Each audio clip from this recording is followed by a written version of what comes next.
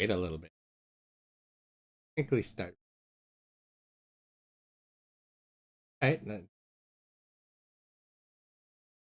Good morning, everyone. I'm starting up my stream. Um, as usual, I'm doing the 30-minute pre-stream. Okay. Yes. Today we are working on Red Rebellion track. We are in just a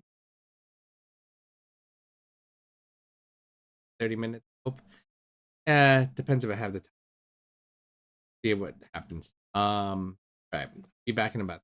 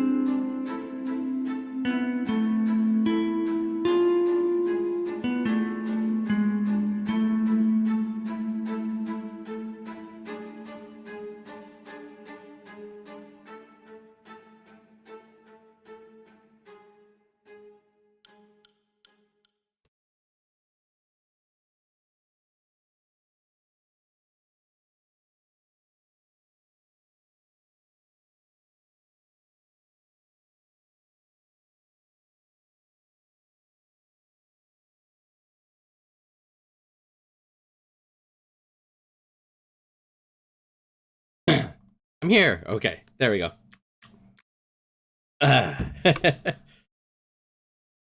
Dude, I forgot to bring the bottle of water. Be right back. Uh,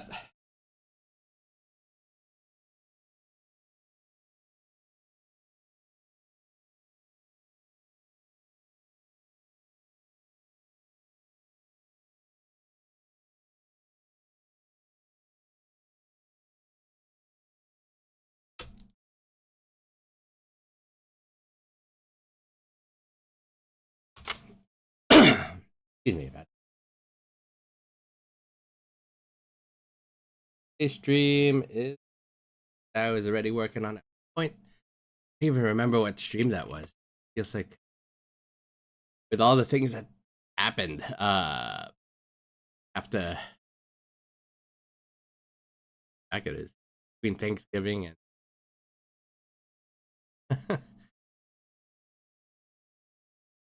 oh, let's play the track first. Basically, this is the destination map scene.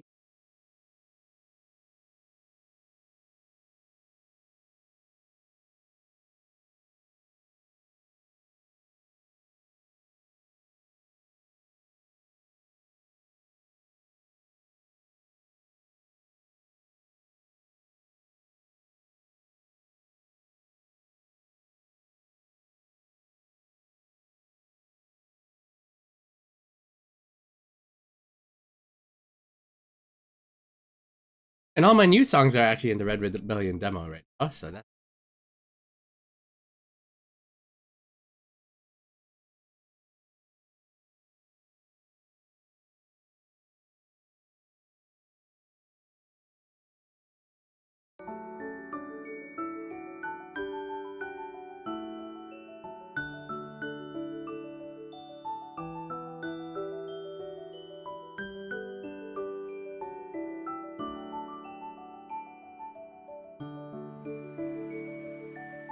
using this.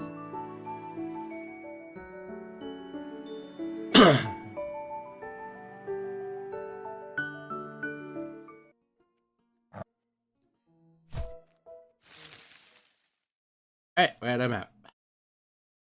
Pretty much it.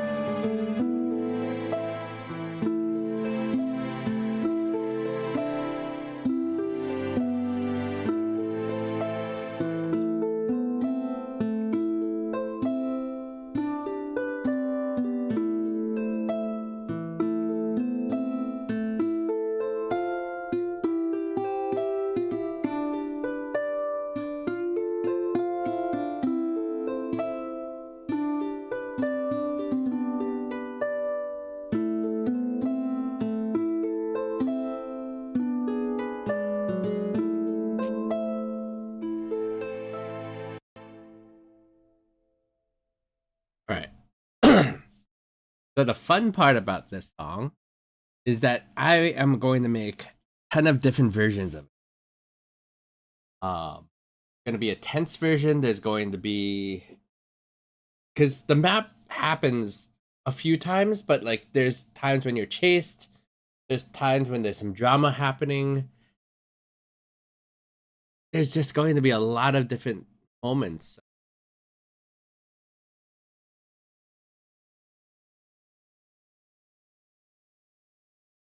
Example is that.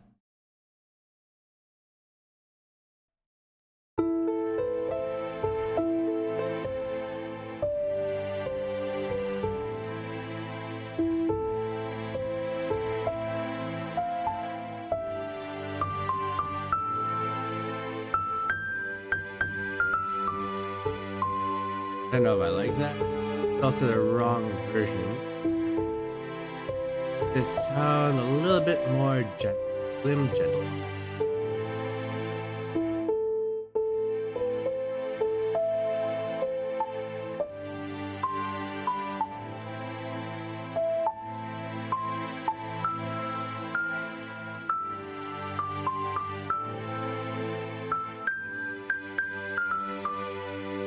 I don't like the piano. Let's not do the piano.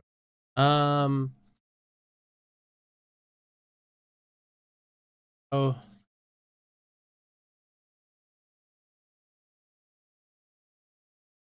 A Hartford.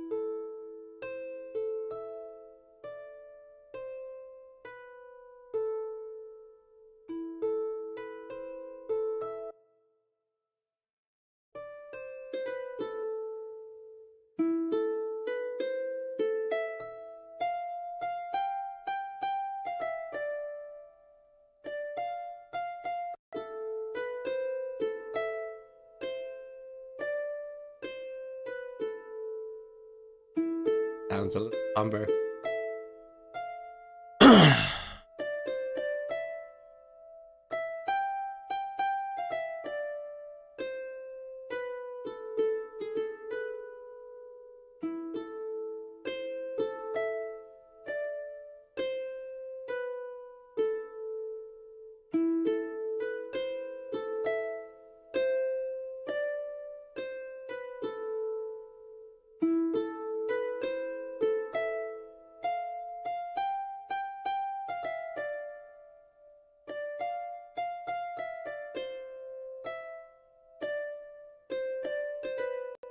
With this version, slow it down.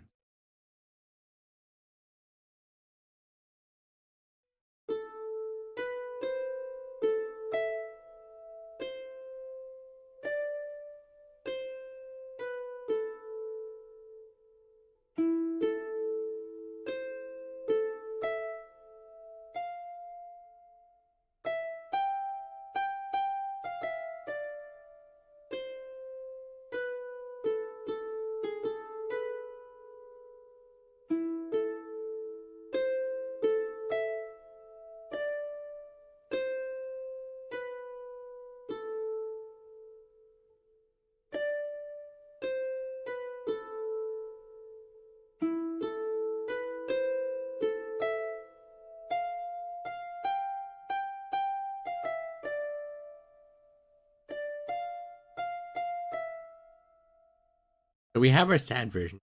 I'll probably have some strings playing. Back to finish this version.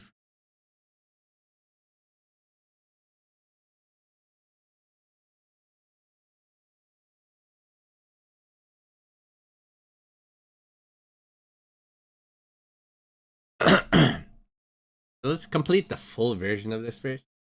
You're gonna have a couple variants. Some nice gentle.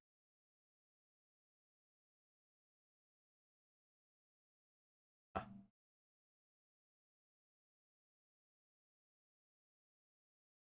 have no.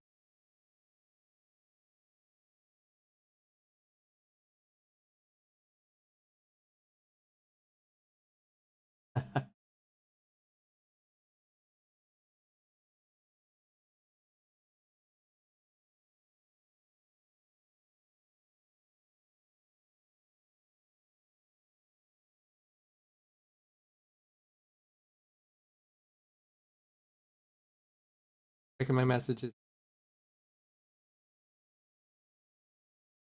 All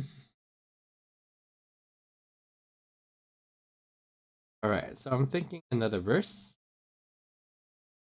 make the song longer, make it more worthy of a soundtrack. Off.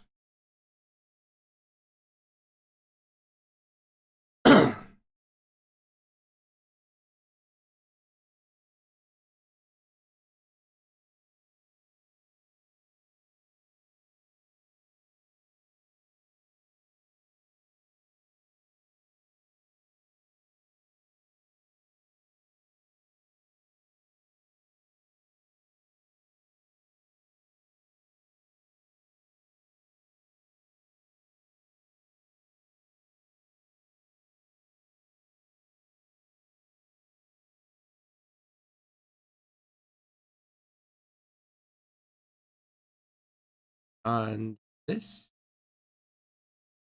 two phrases.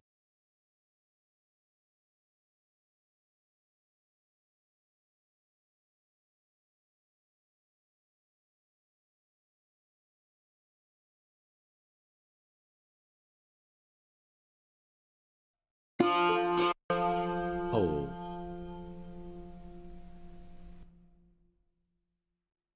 Probably that.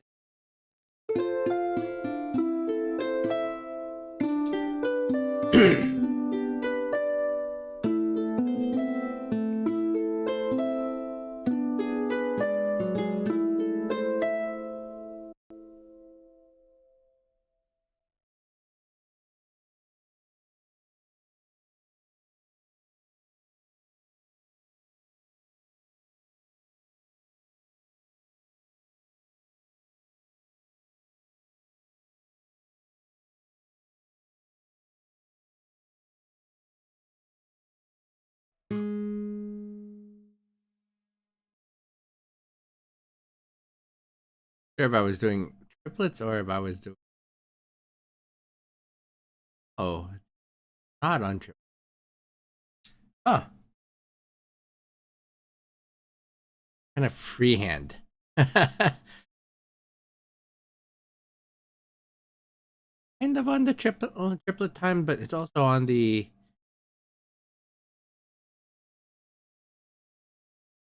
on.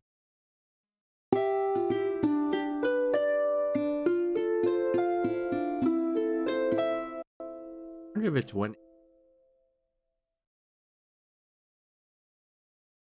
quite, but it does have a half.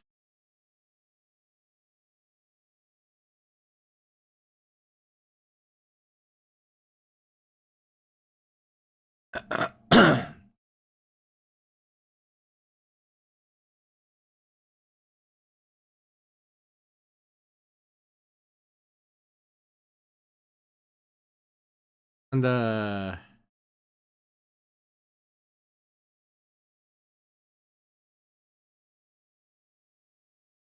1, 2, 3, 1.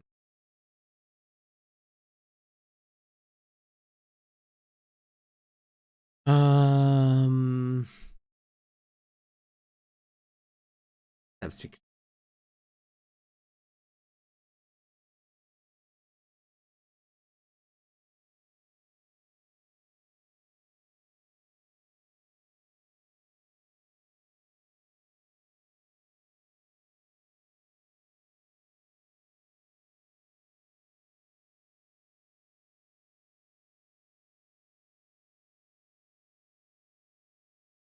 It feels more natural. Everything's coming in a little bit early. The main. Hmm. Man, I'm clearing my throat.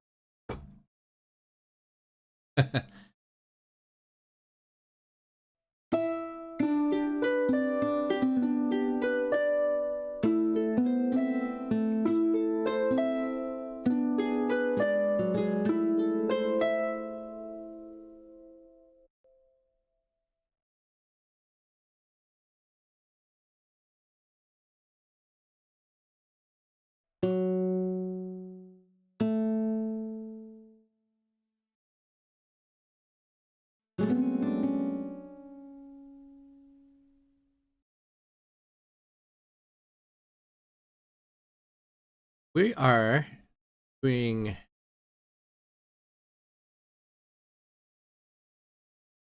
G.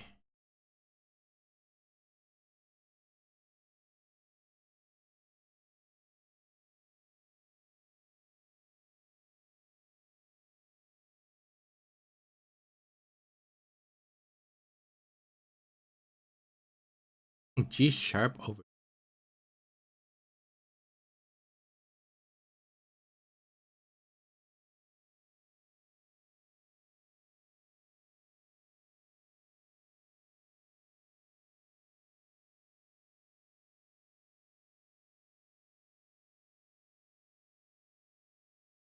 It means flat. Huh.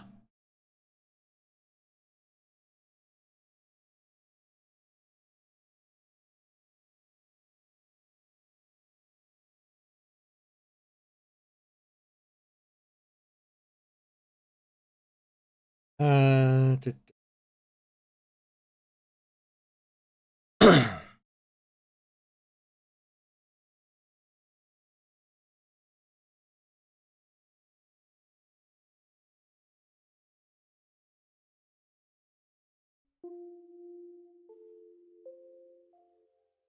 oh, no, no, no. Is an accidental. And it's an actual act. Odd about that. Let me play the scale from Greensleeve. A minor.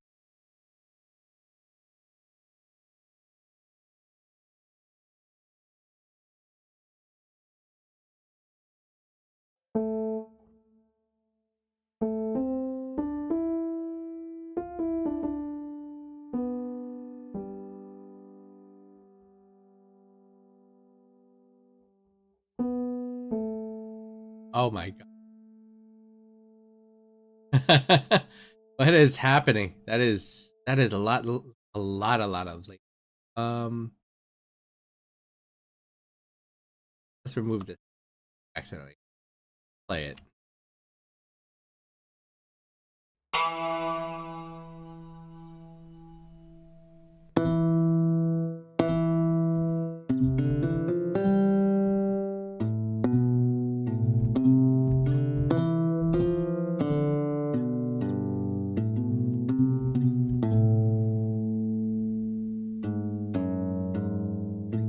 It is G sharp. Huh.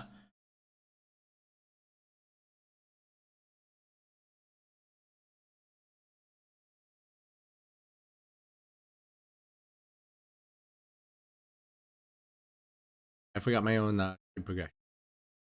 This is a wonderful act. A minor.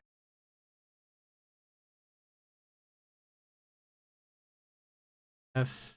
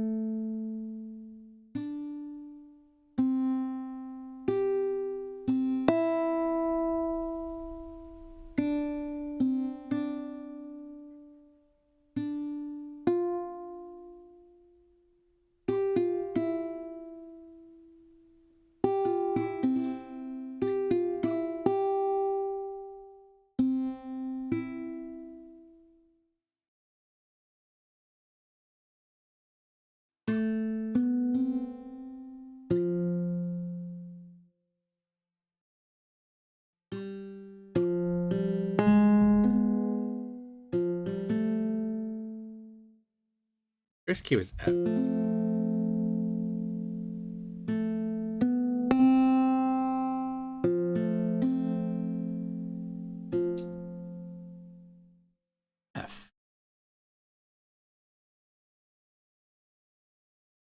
A minor, F.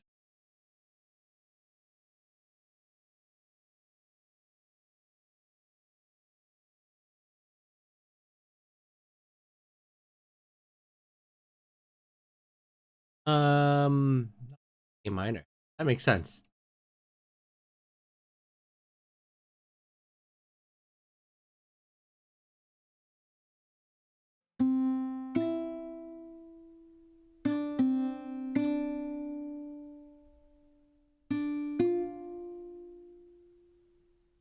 Veniru, hello! Welcome to the stream.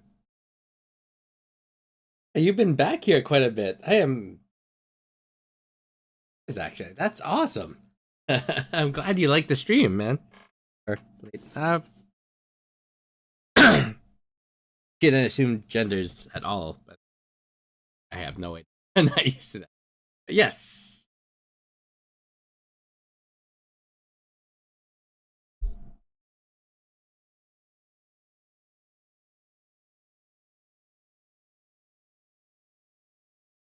Um. Hmm.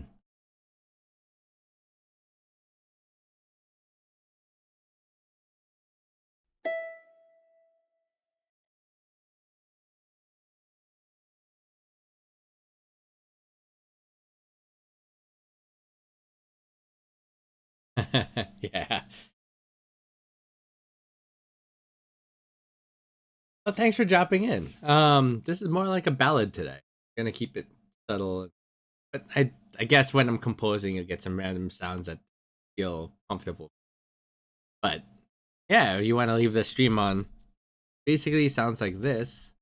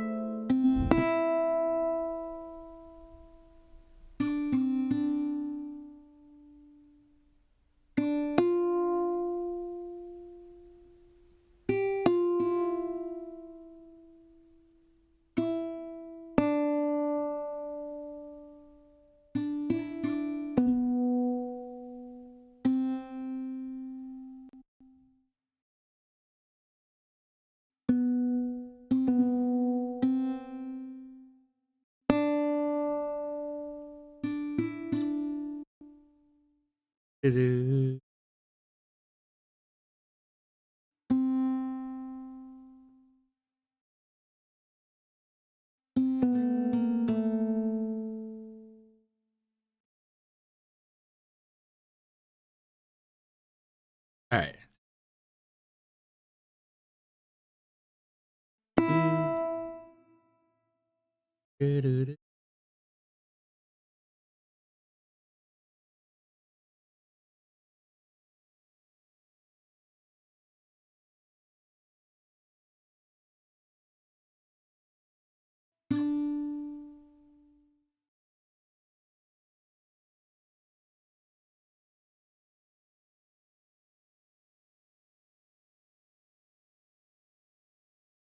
You played this section.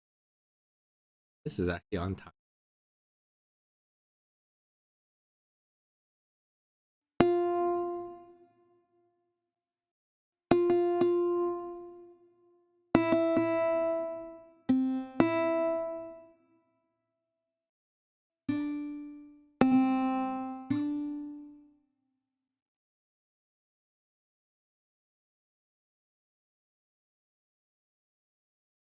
Posture check. Thank you. Yeah, I'm kind of leaning in at this, kind of staring at my. Um, I would say the hardest part about my setup is that because I have my computer keyboard and then my piano MIDI keyboard in front of me, I'm pretty far away from the screen.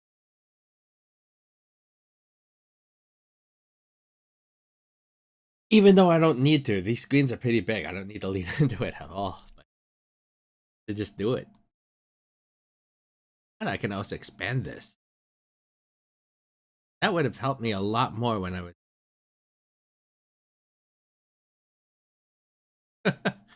um,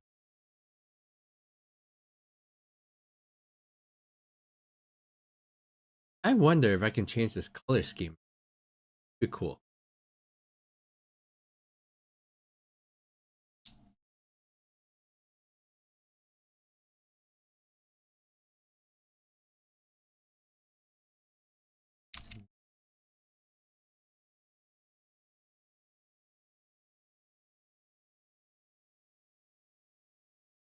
Can change.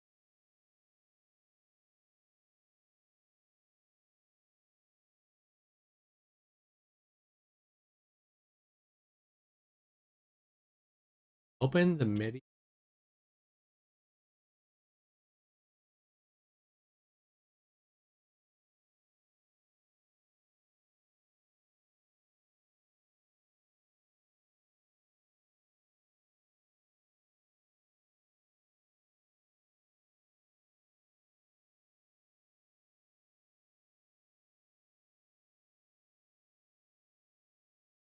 Because I don't. It's not helping me to see the velocity. See it at the bottom anyway. I'm so colorblind that I can't even see the difference that much when it's on the bars above. Using the height, so that would help me a whole lot.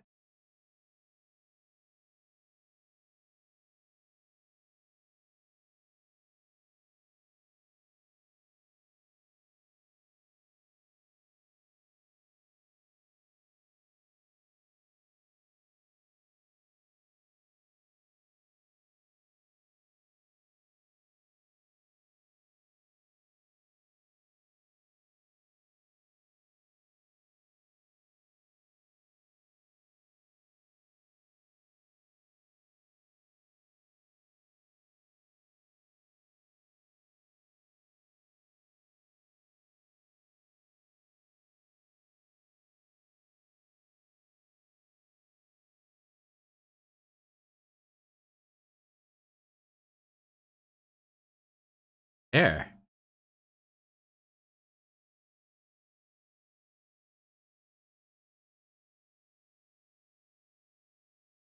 Ah,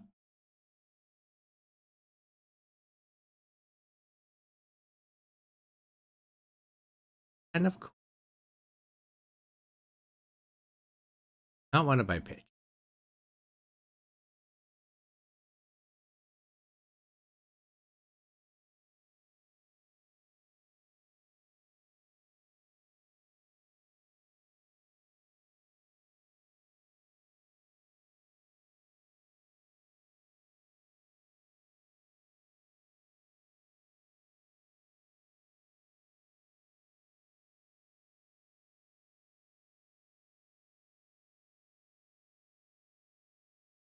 Velocity pitch.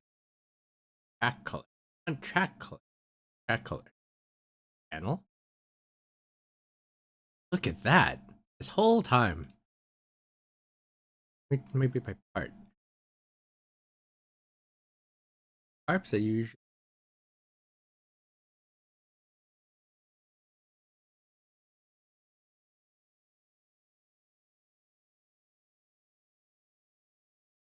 Right. And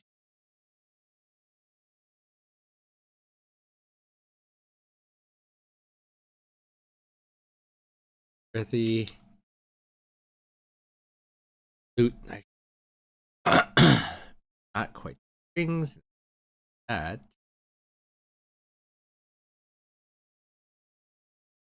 Highlight thing.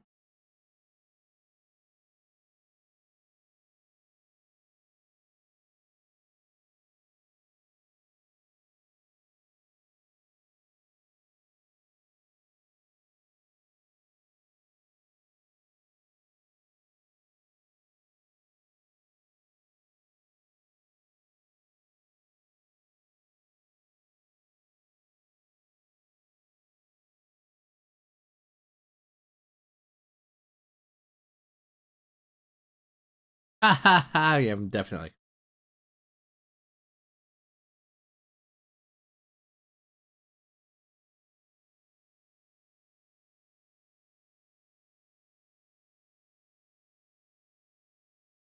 I did not know.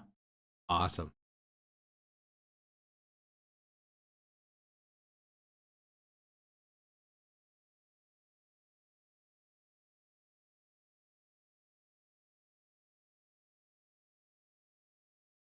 Not everybody can identify what instrument is playing. That is just uh full time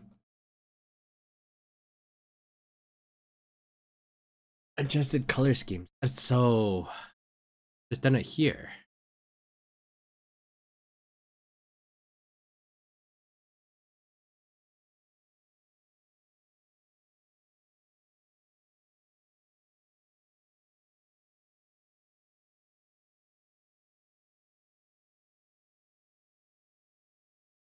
Okay.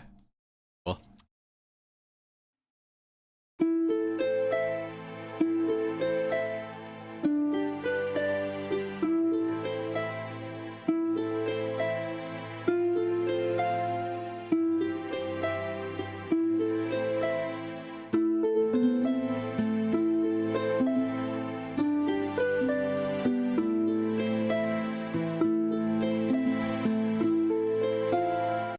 I start with a oh whoa.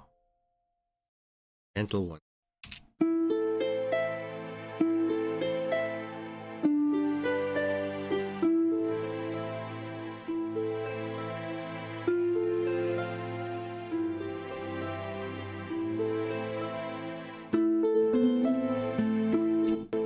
Alright. Harp is definitely way louder than so.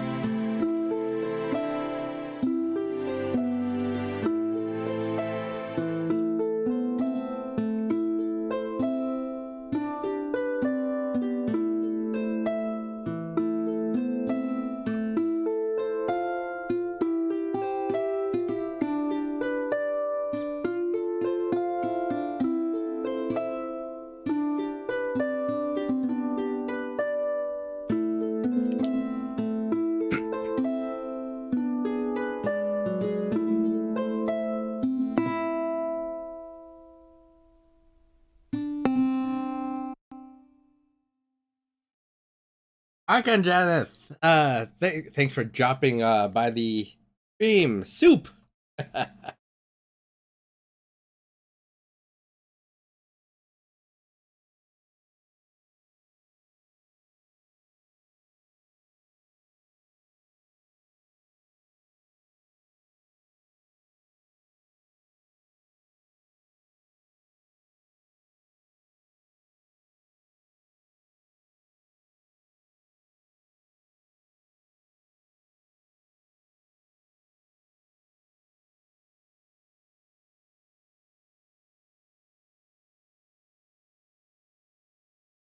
E major in this.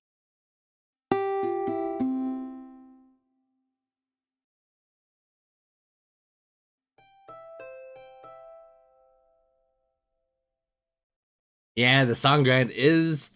Oh my gosh. I think in the past, okay, September, October, November, December. So basically, September, October, November, I finished 14 songs. It's quite a bit of a grind.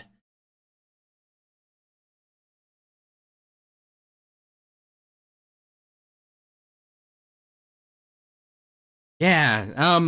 But the other it's crazy because I had this one coach who said, you know, if you want to make a lot of money, then you have two choices: make songs faster or charge people more. And I was like, I don't think people like me charging more yet, especially indie devs, which don't have the money. So I ended up trying to create more music faster, and that was it's quite hard. Oh my goodness. But he was like, try to make one or two songs per day, and I was like, that's a lot. That is definitely a lot. And then the goal was to make 3 songs a week. That's Yeah, charging more can be such a double-edged sword for sure. Oh my goodness. Um, like at the same time, I can offer discounts and stuff. It's just, again, it's just I want to be on more titles. I want to be doing a lot more. You want to make money, go to college and become a doctor or lawyer. I mean, I am earning something from this. It's not that I'm not earning something. It's just it's strange because there's a huge market out there that's earning like don't get me wrong, there are musicians out there who are making tons of money. I mean, the biggest pop stars are making the majority of it, but it doesn't take too much, as much as it sounds far fetched or beyond reality in a weird sense. 5,000 to 10,000 listeners a month is really what it takes to qualify for making a living off of music. On a usual streaming. So if I could have gotten the listeners, I can charge less on the to the clients and enjoy more from streaming of it. I get my music out onto Spotify and everything early on, and I get these soundtracks out. People really enjoy it, and they go listen to it. Then I can back these a lot of devs more. At that point, and that's a dream, I would say. But I'm not talking about big money. Oh, and funny you should say that, Faniro. I have a my doctor spilled the truth to me. Yeah, they make a lot of money, but the amount of money that they put into just going to school doesn't doesn't balance out for years. So you're actually poor for quite a long time dealing with debt, student debt and everything, unless you had somebody else pay for that debt before taking out loan. That's nice, I guess. But technically, they recuperate that amount of money is really tough, and it depends also what country you're in. But here in the U.S., um, as funny as it sounds, doctors don't name their own price. The healthcare system that, and he was saying that if you are a private doctor and you take insurance, the insurance company says you can say, hey, this is my usual rate that I want to take from my patients, and then the insurance company will says, well, no, this is how much you have to take in, and this is how much we're giving you of that. And you can negotiate, but it'll take you forever, and they can say, oh, you're wasting our time. You're just one doctor. We're not going to waste our time with you, and then they drop you. So having a private practice is actually really rough as a doctor here. So, it sucks. Insurance in the States is such a scam. Yeah. And then to top it off, if you come to the US or in the US in general, it like if you notice all the doctors are part of a group. They're part of, like, over in the East Coast, it's like they're part of a local hospital group. So there would be in Jersey, there's Hackensack Meridian, there's RWJ, and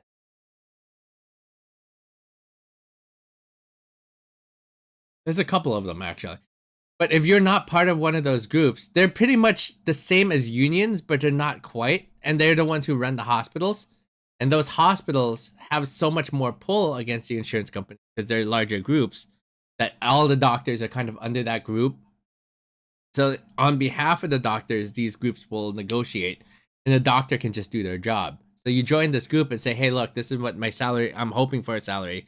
the group will say, well, this is the reasonable amount and everything. They actually earn higher rates working with the group, and then the group charges everybody else, and the insurance companies just make bank on top of that. So really what you're paying for is the group, you're paying the insurance company, you're paying the lawyers for malpractice, and you're paying malpractice insurance and a standby lawyer, and you're paying for the facilities, and then you're paying the doctor. So that's why the prices are so darn high. It doesn't make any sense, but there's too many middlemen. Whereas if you had just a government organization, which is why that was a big argument, and why, but it does make things go faster because the individual parts and groups can say, this is what I need to do, this is what needs to happen, and there's more parts talking about it. Whereas government is slow.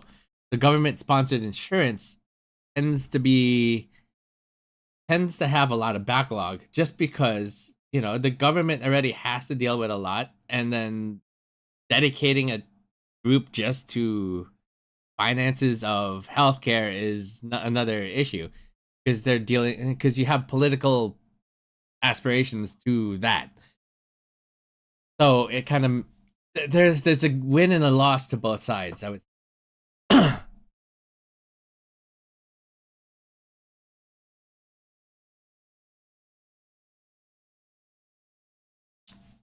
It's tricky. And then the really, really lucky ones are the ones who have the cash and can go to like another country. Like I lived in the Philippines for years, I would say 10, 15 years. And the fact that hold on, Archon said the fact that in the US healthcare is privatized is the issue for the most part. But at the same time, US is massive, so the government run healthcare would be a nightmare for sure. Yeah.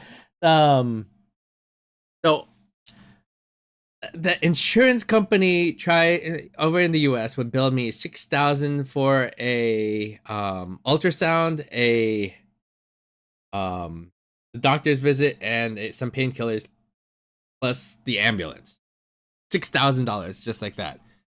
In the Philippines, I paid that same amount, the equivalent of all of that, and 7 days with constant ultrasounds because I had kidney stones at one point. And they just kept checking me every day, twice a day. They were doing an ultrasound and everything, and the cost was simply $800. And out of your pocket, that's easier to pay out of your pocket. No middleman, no nothing to worry about, and say, hey, you know, I'm paying cash. You take care of me. I will pay you more, and that's it. And you gotta do it. That's in health tourism is such a big thing because of that. But $800 to $6,000, it's a no brainer in the sense. But when it comes to like huge operations and huge treatments, cancer treatments, and you can't compete with the fact that the US does have more money to do something. Also, there's a portion of that money that goes into there's a portion of that that's supposed to go into research and paying for these programs and everything, and big pharma as well. There's a big system in it, and there's money to be made, money to be involved, and these companies are constantly competing with one another. Say, hey, look, if you want the research team, if you want me to research for you, I need to get paid this much. And then another person or the US will come along and say, I'll pay you this much to do the research here. And that's why, you know, a lot of the research happens in the US, because they really win everybody else by throwing the money back at some researchers. But overall, it's greed and such, and people don't need to be making that much. Yeah, I mean, respect to those who actually found cures and stuff. Maybe give them a little something more. But I don't know, the system, there's no perfect, and I just know it needs to be somewhere in the middle, and it's not in the one's going one side or the other.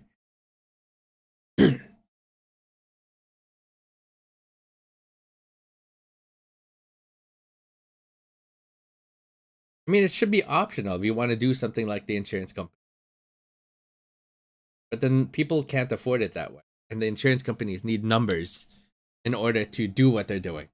So they can't be a half insurance company with less people, because insurance, that's how insurance works. It takes a huge pool and takes a portion of everybody's money and makes and then spreads it out amongst their employees and stuff. Headache. But the fact that the CEOs make that much more money than the employees is also such a pain. The CEOs should be somehow spreading that wealth. Yes, they deserve compensation for all the stress and everything, and it's a competitive environment out there. It's really hard to if you want if these insurance companies want to vote in the best CEO, then there's a whole bidding process. We'll pay you more. Everyone's fighting for the same handful of people. So that's the trick of it.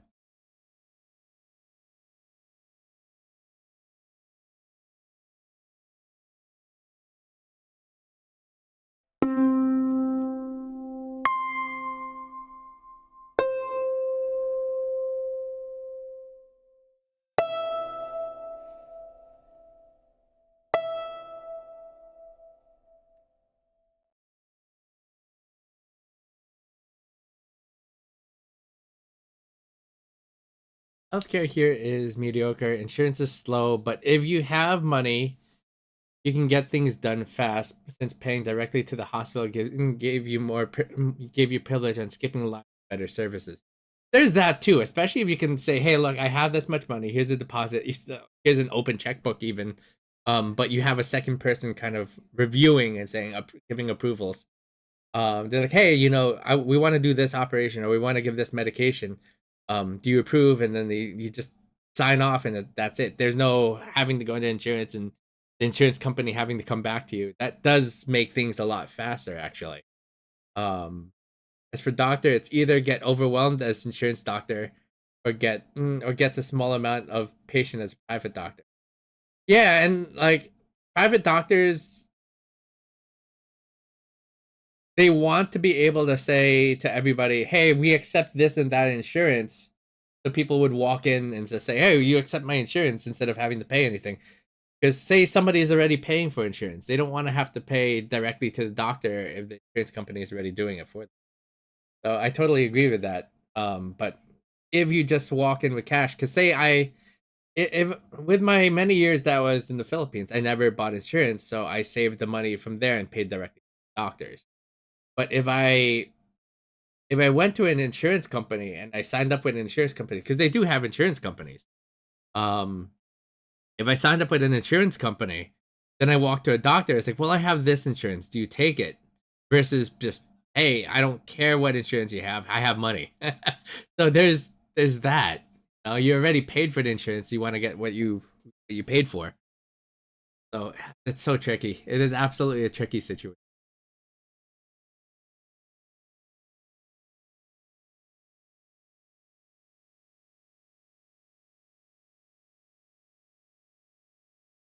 And then also there's the poorer people. Um, they're not going to be able to afford the bigger doctors and everything like that, or a really great service as well. And the insurance system helps spread that wealth. The rich contribute in a way to the poor in that sense. And I feel as they should, because the right to live is definitely a big thing. The fact that you even that you have to pay even after having an insurance in the U.S. is the BS part. Like I pay every month for this thing. Why do I have to pay out of pocket anyway after the fact? Yeah, right. that is definitely an issue too. Like I'm paying insurance and the insurance won't even cover it. That is absolutely true. Um, I don't have anything to say about that one. That is just true. Um, man, I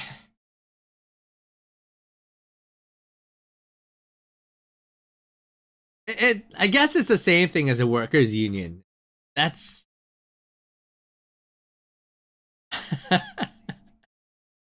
um, it's just hard. It's unions help you help fight for your rights when there's abusive companies, but it also like, hey, I need to earn more. A union, can you help me? Sure, but we want to get paid more too.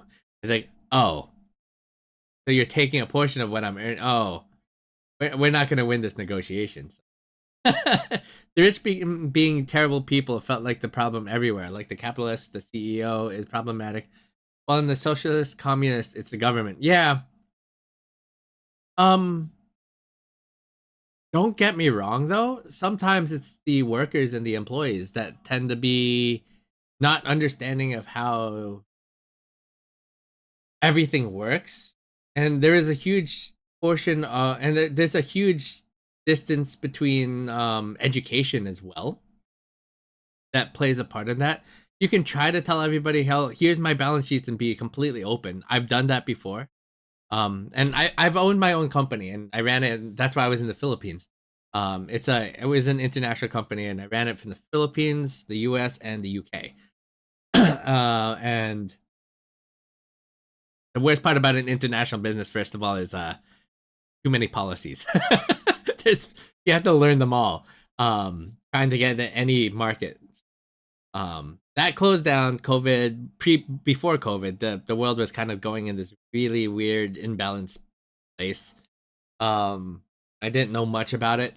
I just wanted to do something awesome and start a good business. And I was saying, as CEO, I wasn't going to take anything more than what all of you are making, as long as I was earning my fair share and what you all want to vote to me. So being a business is hell regardless where. Oh yeah. But yeah, at the same time, what I did to everybody was I said my books are completely open. If you want to see how much I'm paying you, it's also based on how much you're earning and what percentage of what you're earning and where it goes. So for example, the way I did it was I let people know that they earned their salaries were 40 to 60% of what they earned. 25 I would say 40 to 60, about 20 to 40%, depending on if it's a larger amount, would be going towards the expenses, like for example their office space. So I calculated every single desk, every single office space, and every the amount of electricity, and said, hey, you as a person will be using this amount working here. So this is, and I was fully transparent. And I don't think everybody wants to run those numbers in their heads. Honestly, I was a fully open CEO to see how that worked. And most people came in like, oh, that's cool that you're showing me all of this, and I love it. And it makes me feel more confident, but they didn't really understand the numbers. And they, after showing it to them, they just kind of let it be. But I think at the very least, that it gave confidence to the people working. Somebody who would be transparent. One person was asking for a raise, and I was like, I'm already giving you more money. You're actually earning, since he was a general like representative who works out of the office quite often.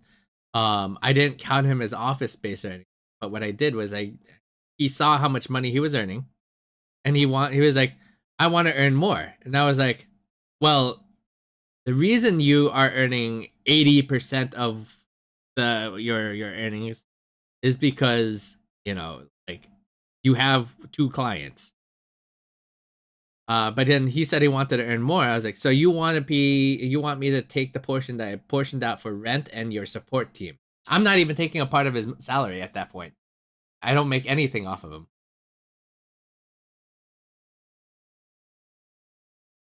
Yeah, the numbers kind of make a normal person have their eyes glazed over from the site. Sure, they appreciate you showing the numbers, but they can't comprehend them. Oh, yeah, exactly. But as clear as I did, I said to that guy, I was like, you have to take on 2 or 3 more clients, and I made a deal with him. Every client you take on, I'll raise your earnings, but a portion of your earnings needs to go to your support team and the people who actually like if you make a sale with somebody, or you need some you want to refer somebody to the website, The web team and your processing team needs to get paid too. You're just the advantage of working for a company is you don't actually have to pay everybody yourself. Whereas a freelancer, you technically pay for your own office space, you pay for your own secretaries, you pay for your own advertising. You like if as a composer, if I worked for a company, the company technically what the portion that the company's taking from me is me paying them to promote their game, which has my music, and the advertising costs, the payroll, the HR, all of that stuff. That's what I'm paying for. So the portion they take from me is to pay for that. Companies don't really say it that way. You walk into a company and a person who doesn't understand anything, and they're just from high school and they never went to college. They walk into, say, a McDonald's and start working there, and the first thing they think is, "Well, you guys make so much money, pay me." They're not thinking, where does a portion of my salary go to? Oh wow, I sat there at their cash register and I made I took in $1,000 in cash. Well, of that $1,000 in cash, 50% of it went towards the product itself. They don't think about it that way. That's the bigger dilemma of transparency. People really can't comprehend just how much it costs to have someone work a job. Yeah, and then that's the thing. If you can't comprehend it though, that's when the CEOs say, "Well, at that point, I should take advantage." So it's like it's such a double-edged sword. Being so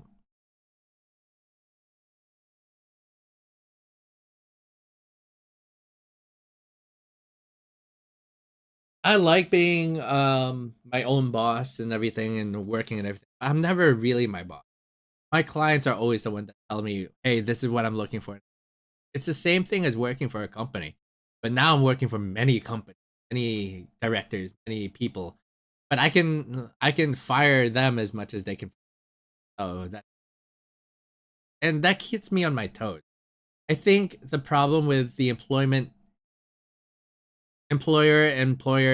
and employee relationship is there's this feeling of entitlement for both sides. Should never be entitlement. Both sides are working for one another.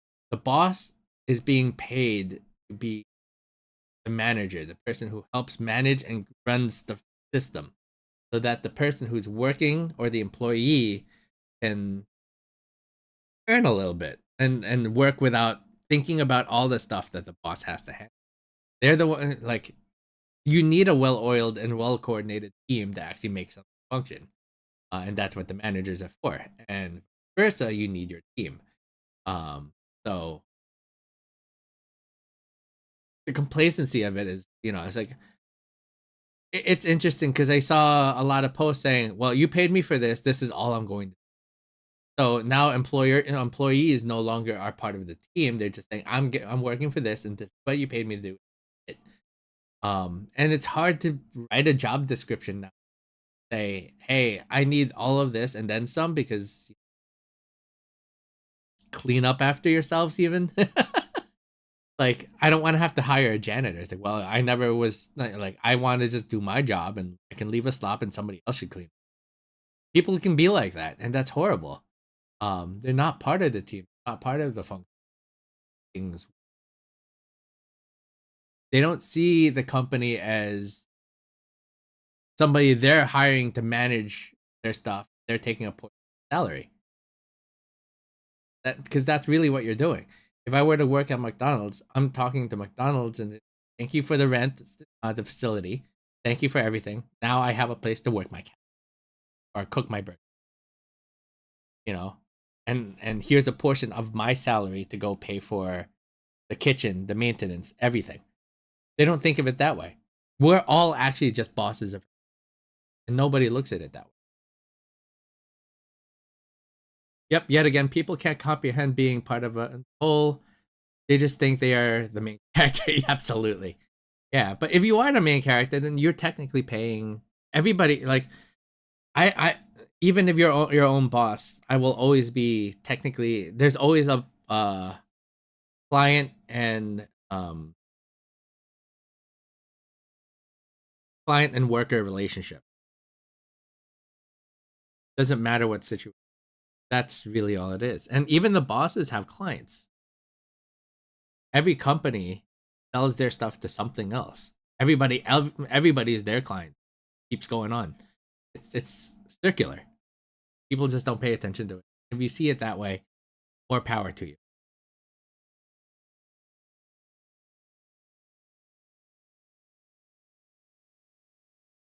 That's the capitalism circle of life. I just thought of it that way. All right, let me get this going.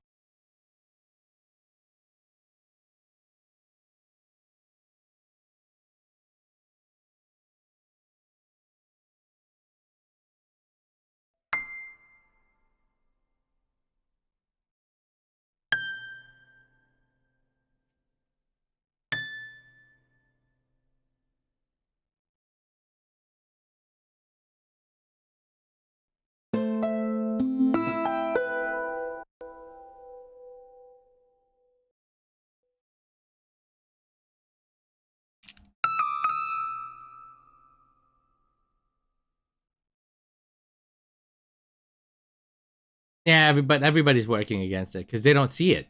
They don't see that it's a circle. They see that I want what I want. Absolutely. Archon, I should read it out because it's stream. So, Archon, I forgot which ones I read. Let's say, so in the middle of all of that conversation, Archon said, "Yeah, the numbers kind of make a normal person have their eyes glazed." Oh, I read that one. People really can't comprehend just how I read that one as. Yep, yet again, people can't comprehend being part of the whole. They just think that they are the main character. Yes, I am. So I did read those out loud. I wasn't sure. The capitalism circle works great if everyone actually works within it, not against it. Absolutely. Again, it's just people paying attention, understanding. There's a laziness, and we know who those people are when we go to school. Like they're just like, I just want to go.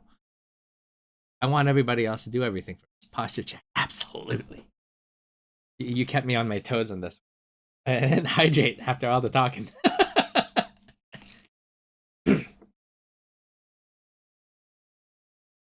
Thank you for that. The economic isn't people are. What unship and moisturize. So Faniro, the economy isn't doing fine, so people aren't doing fine. So basically, and you have, and I will say this 100%, you have the government and political, and I would say everybody playing politics, even the businesses playing politics, to blame for that. In the US, people are saying, "Hey, pay me more. My salary isn't enough to cover my anything. The cost of living. The cost of living keeps going up. I need a higher salary. It's going to chase forever. What we need is the prices down. If prices start coming down, everyone will feel a little richer for it. If at that point, there is a balance of where it's supposed to come down. The reason why prices going up and salaries going up is a disaster. Is a big disaster, is because there are percentages tied to it. It's not a fixed number tied to it. It's a percentage. For every dollar, for example, there's a 7% tax or gratuity or whatever, or sales or income tax, or it's in a percentage. It's a percentage. So that percentage will grow hugely with everything. So if I increase the price of something by $10, and let's just say there's a 10% tax on it, then it's not, I didn't just increase it by $10, I increased it by 11. And it's related. It's not that I was like, it's not that, hey, I raised the item by $10, And for every dollar, it's like for every dollar you increase something, you owe 10 more cents. So the government is making a ton of money. Instead of raising your property taxes or anything, they say, let's pay people more. Here's the scam of it all. Let's raise everybody's earnings. Let's pay you all $300 an hour, and we'll just charge you more income tax off. And they'll take a lot more for it. And and because yes, and then that tax is double tax technically, because the companies are also as entities and paying an income tax, so they have to raise their prices, and that adds a percentage as well that they have to compensate. And those percentages kept going up. Now on the other hand, so raising salaries is a bad thing, but inflation on like whole trickle down system and letting the big companies hold the money is also stagnating the system, because instead of actually putting it into it's just a mess both ways. And the real problem is letting prices go up. Prices need to just come down. And the reason prices are up is, again, we will go back to the insurance companies. You're paying too many people along the way. Everybody's wanting to get paid for doing middle tasks. You don't need the insurance companies the way they are. You don't need all of those things. There needs to be something. They need to cut out the middle a little bit. Sometimes the middle just makes things easier, yes, but for the most part, it's overcomplicated. The middle is an additional expense as well. So, yeah, Archon said the amount of tax you have on every dollar you and spend, you are taxed ungodly amount. So it's tax and all the middle costs. So it's a ton of waste. Like, and the funny thing is, we're also very lazy. As people, we're all lazy in some degree. Amazon, because they want to keep their system simple, to replace something or anything. For example, if I have a product, they'll ship it to me, and I'll say, hey,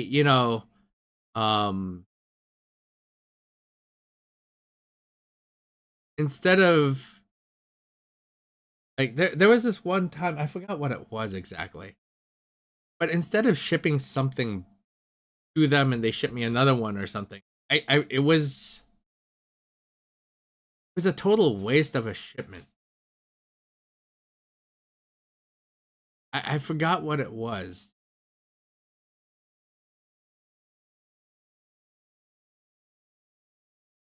Uh, hmm.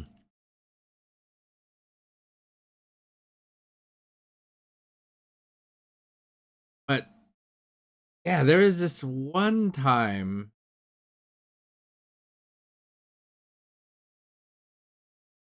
I think there was this. Oh yeah, I remember what it was. Amazon said they wouldn't give me a discount for something, even though the thing went like $50 cheaper the next day. So, but they have a 30-day return policy, and I said, "Well, can you give me the $30 and the $50 discount instead of me shipping it over?" They said no. So I paid for another one, and I returned the old one. Or actually, I already opened it. So I paid for another one, and I returned the new one that I received, as the old one, and got my money back and saved $50. But they paid the extra amount for all the extra waste. They had to pay for the shipping. They had to pay for and that's because they already pre-built their system, already relying on a online system that wouldn't allow them to just give a discount. That would actually flag it instead. But the cost of the gas, the cost of the labor, the cost of the shipping, it was all there, same item, but they just couldn't give me that number, and it was a total waste of product. Like, and I bet, and from what I heard is when you return something to Amazon, even if it's brand new, they sometimes just trash it. So it's like, wow, even worse. They could have just let me keep both versions and give me one free and gave me the money back. So yeah, it's a total massive waste, and messed up. Let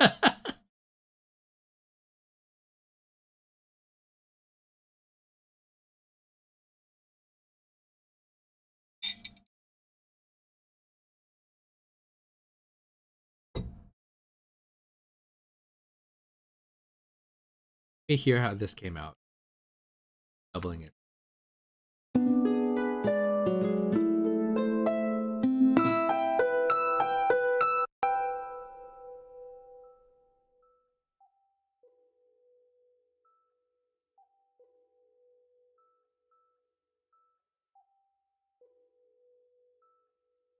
I don't think I like the.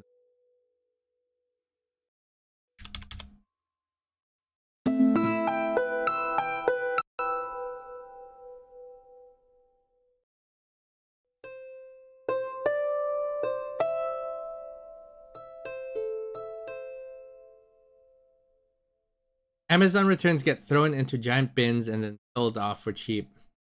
It's basically a gotcha bot. Ad break.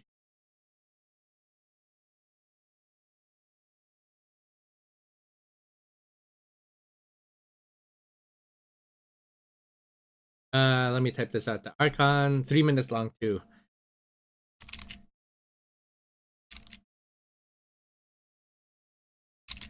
So yeah, Twitch has this setting.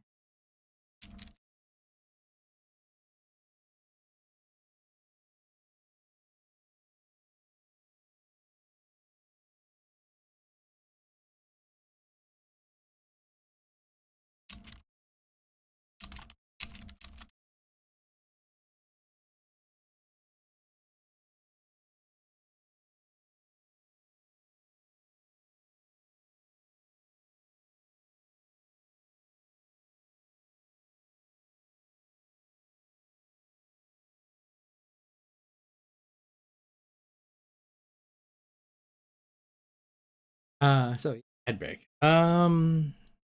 Is it C major or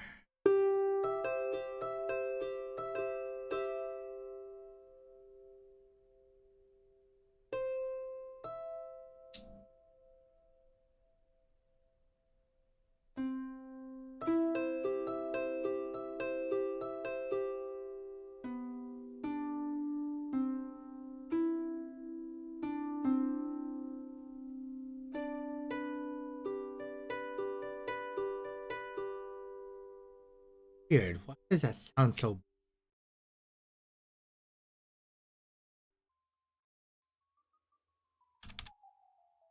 E-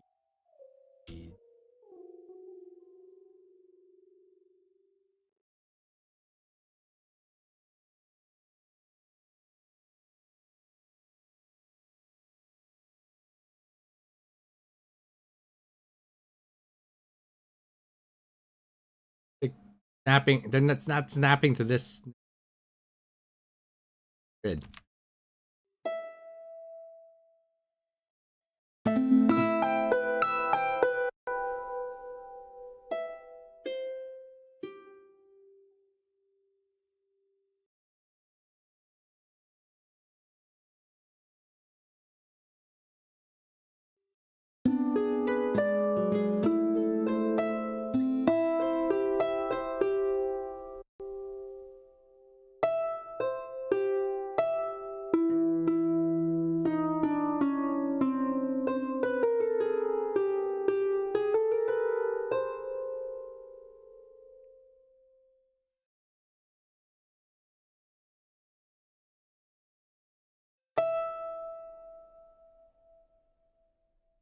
Archon said, "I don't mind the ads. It just kind of suck when it kicks in middle of a conversation, lol, and back match." Yeah, no, yeah, absolutely. That tends to suck. Um, it's funny because it also affects me when I'm producing the music and everything, and I'm recording the whole thing. So while I'm recording it, there's this weird section where I'm like, do I keep working or do I play back the song for people to listen to, or do I wait till they come back from the ad? And then sometimes I'm just waiting, like, hi, so I'll kind of just tinker here. um, and then in my recording, I'm just like sitting there for 3 minutes doing something stupid. or messing around. So I try to use that time properly, but it depends how on the timing too, because the timing sometimes just really sucks.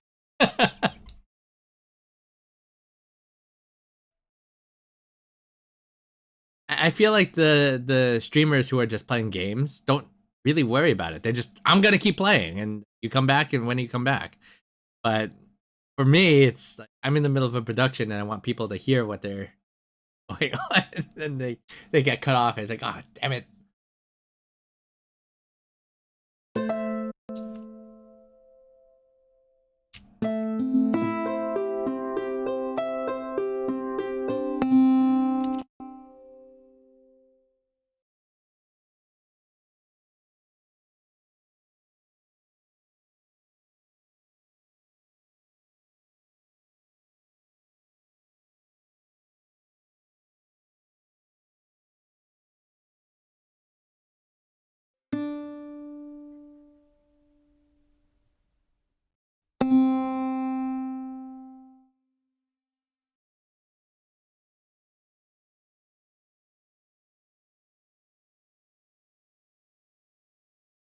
Da, da, da.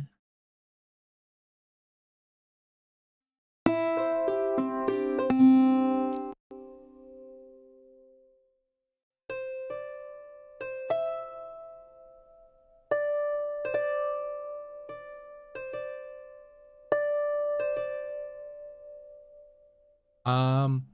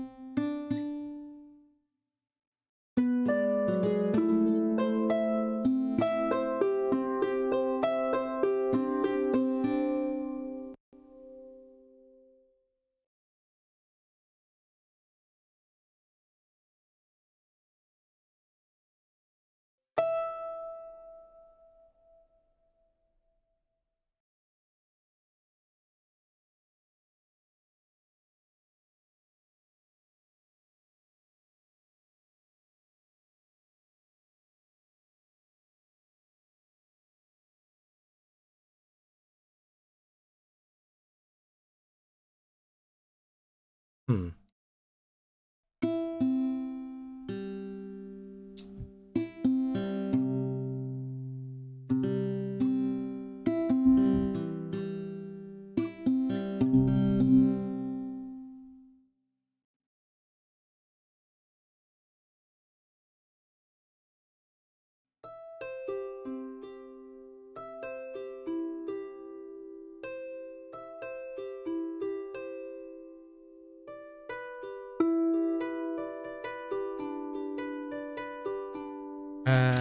G. A G or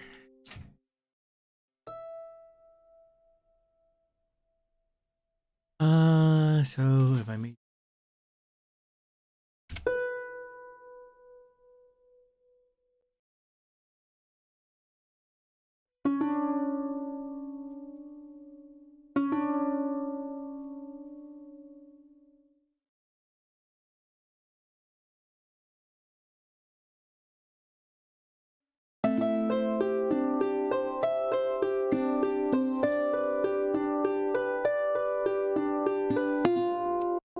right, that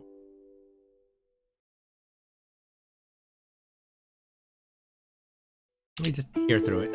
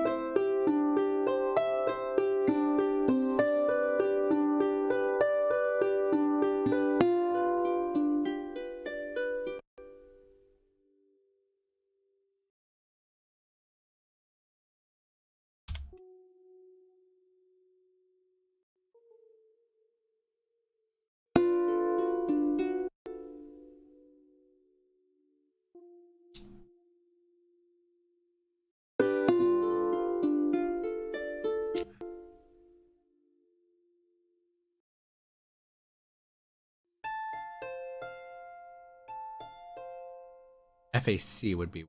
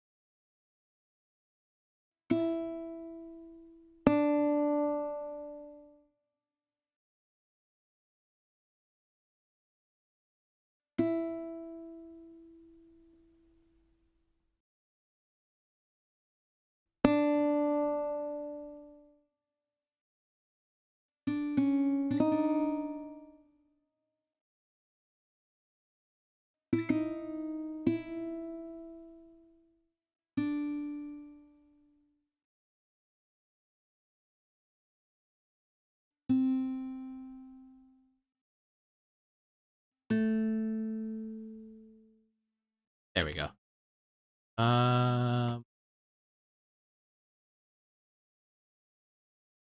Done with this phrase.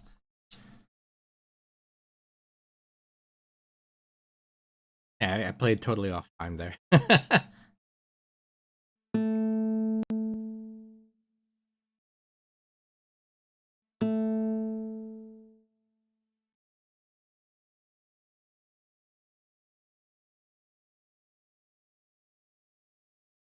Just kind of wing it.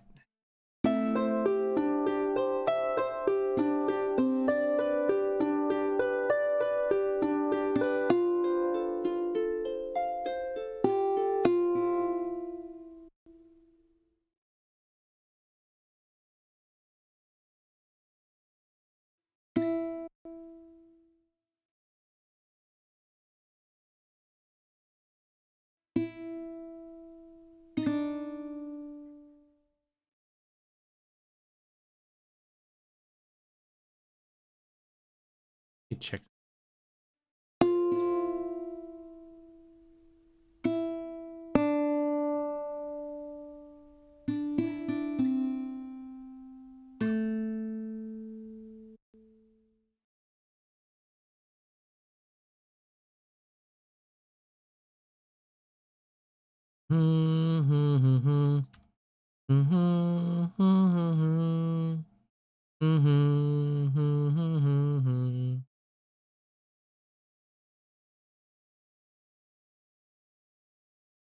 Why does that sound familiar? Oh, I hate it when I come up with something and then might be subconsciously coming from something.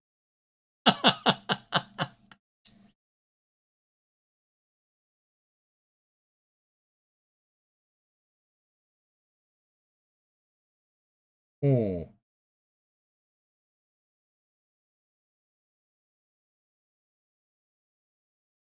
What did I hear? Oh, where could this have come? Just to make sure I'm not copying it and then making something different. Oh my gosh! The more simple the song or the portion of the song is, the easier it is to have copied or referenced or used it.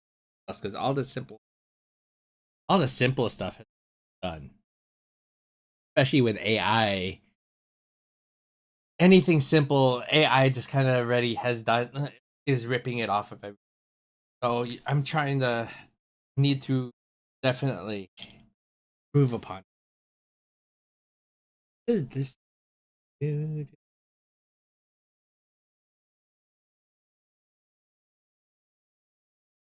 think this is like the last of the Mohicans. The really old. I barely don't know. It's lingering.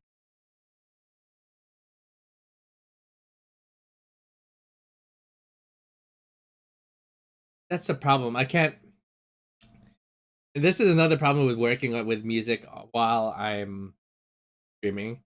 If I wanted to pull it back up, I don't want to accidentally get a copyright strike, so I cannot play it. Um, uh, that is okay.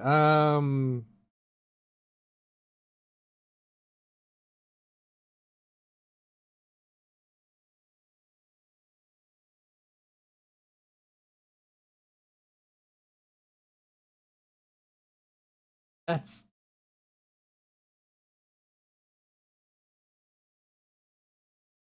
I mean, it's the same kind of chord progression. I think most movies in their dramatic scenes tend to use something similar.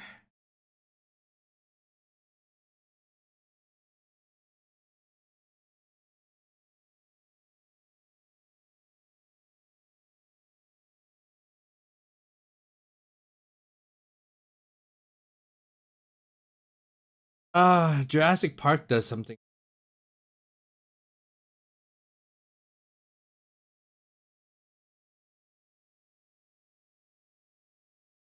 Avatar does it too. That's rough. How do you how do you avoid these common film section tones in games? This is where I find the genius of like composers like Kasunari Mitsuda and or genius. They they somehow still made their own despite any of that. And a lot of music has a lot of and not to say that I'm pulling or stealing the ideas from them, but I'm definitely not wanting to create what they already create. So that's the other tricky part. As devs, game devs as well, they there's only so many ideas to come up with for your own games that cannot you don't want to copy somebody else's idea, but you also want to build upon what exists of your own. I mean, it's either 2D or 3D planes. There you can you're moving a piece, and how do you make that piece interact with everything on the screen? Um, it's all smoke and mirrors with graphics and everything, but like damage numbers are damage numbers, HP numbers, everything, or collecting a certain number or something is always going to be there. It's just math, plus or minus anything. Just another spin-off of what could have been a 3D D&D board.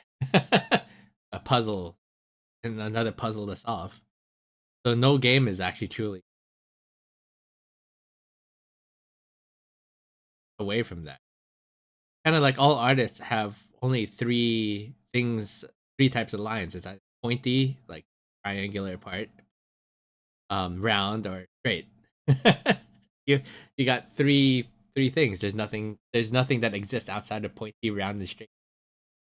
So then what do you do? Say that you're unique.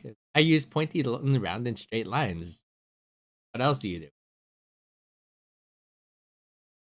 Um, hmm. Finished. Chord progression.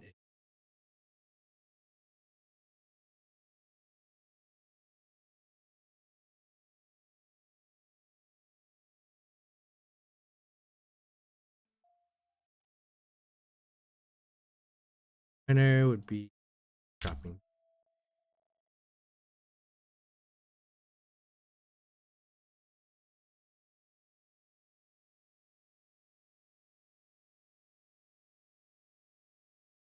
Would be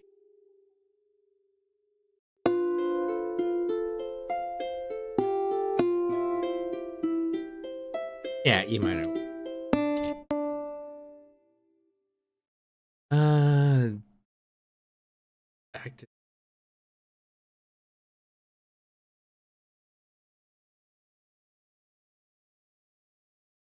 Maybe I can get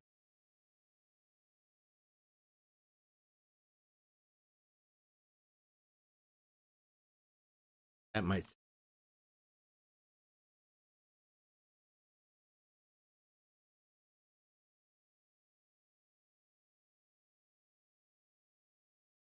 F.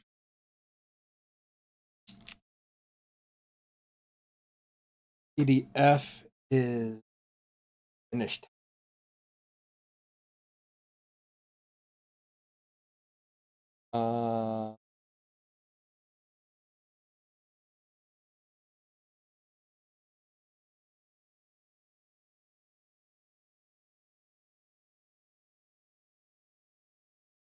You know what? I think I should do this thing that I'm doing. I am right.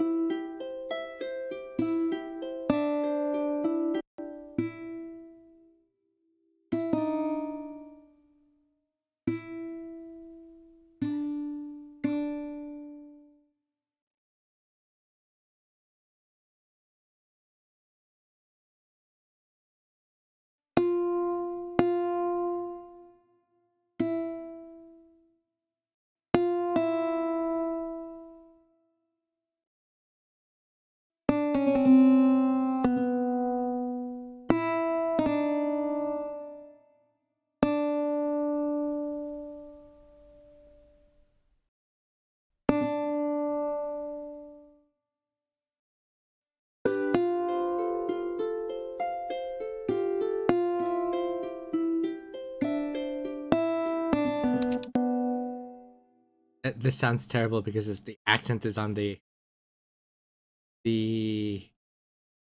runner.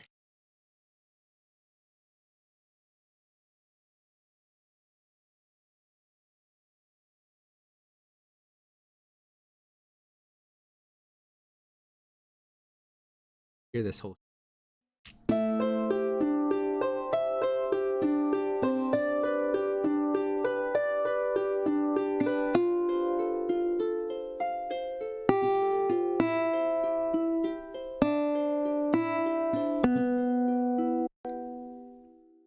That chord changed on me.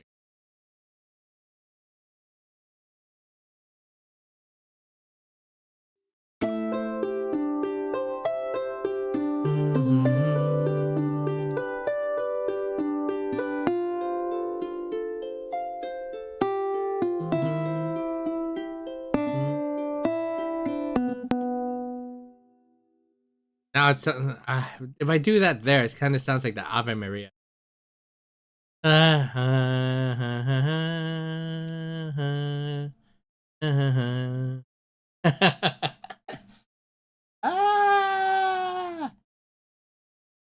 Trying not to take anything from anybody is difficult. Copy anything from anywhere.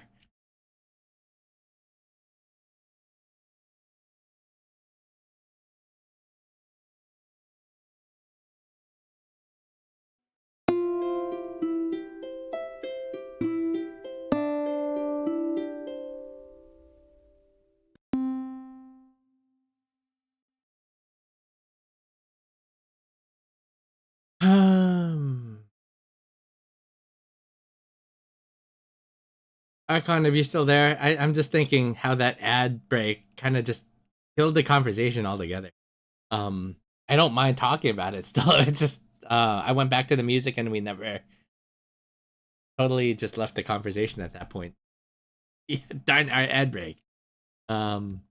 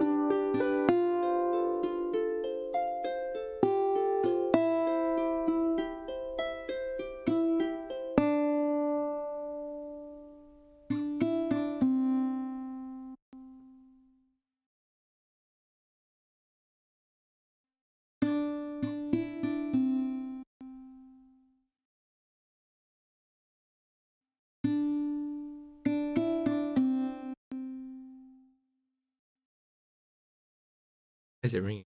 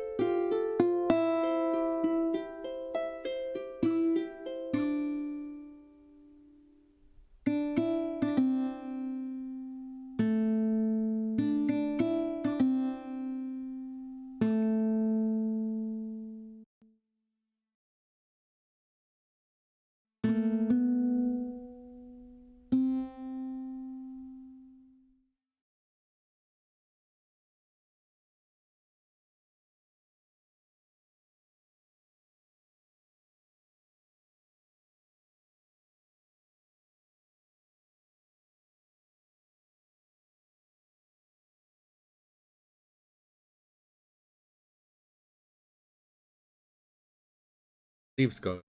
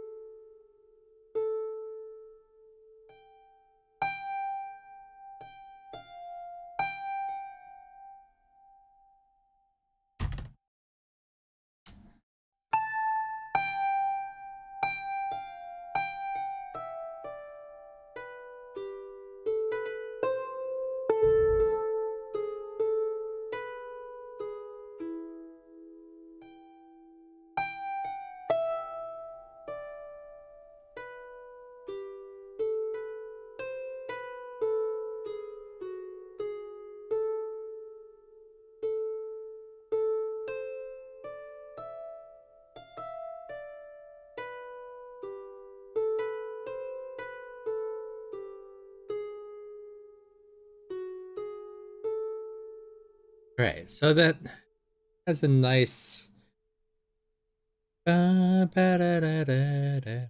versus mine is just doo doo doo doo.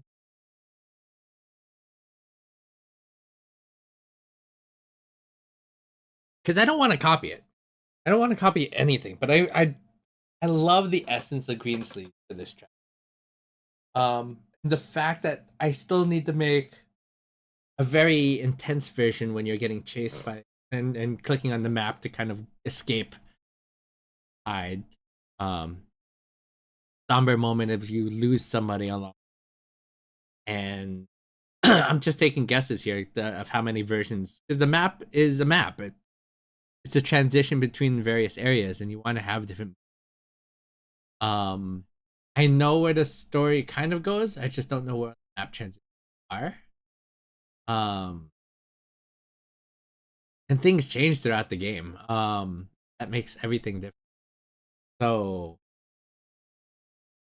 music is generally a post-production thing, but if you don't know where the rest of the game is, and this is the trickiest part. Some people, I love getting a head start on somebody's game. You have chapter 1 done, or you have the first level done. I want to compose for it, but then if I need to make thematic music where you actually revisit it, listen to the same theme some other points of the game, that's when things get a little bit more tricky. Because if you listen to this theme here, that's played by the main melody here, I'm gonna solo it.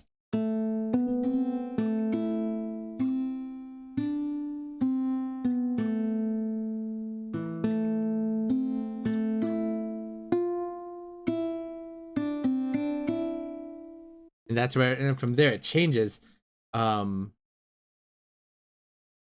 this song I can play off of you because it is also my song.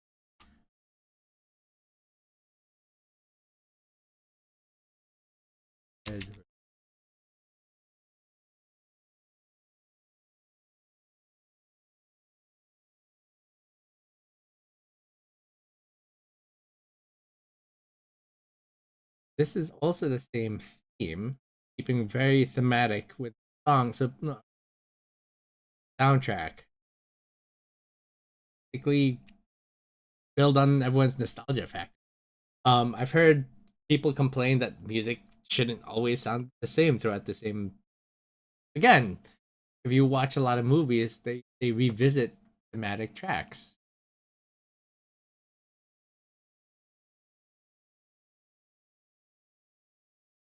Hide.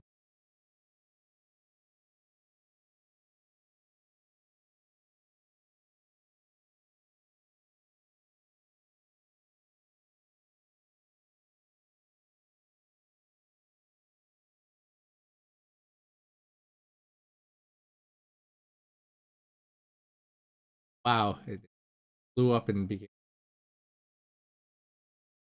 Is it huge? All right. Anyways, I'll play it. This is so that same theme is part of the. This is a trailer for the game itself, and I'm revisiting a lot.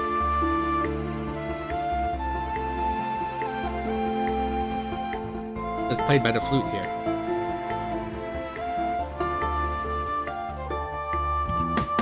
That was it.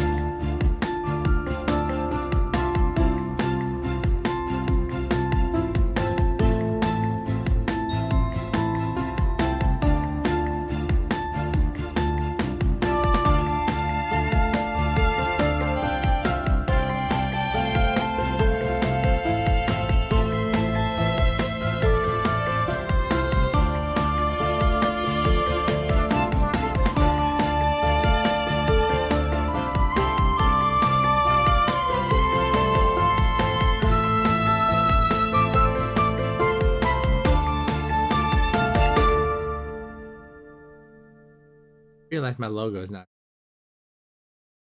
Is my logo? Huh. Oh wait, no, their logo is not even. That doesn't make any. Adding recurring bits throughout the theme works great throughout the game. Makes the music feel like a whole for the game. Absolutely. There, at least it says.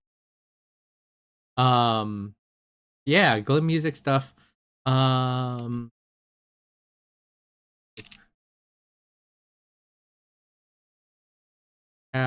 and then this song is also thematic. This is the intro theme game. Well, not intro. It's yeah.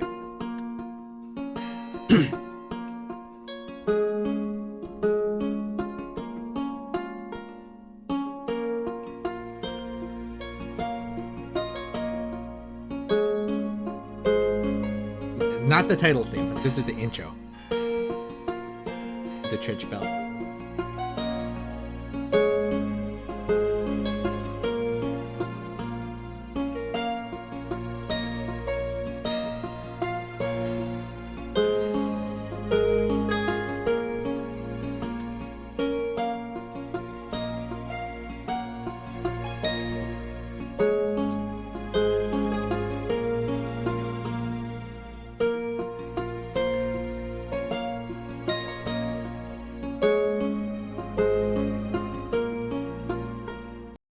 So you can hear it. It's very thematic.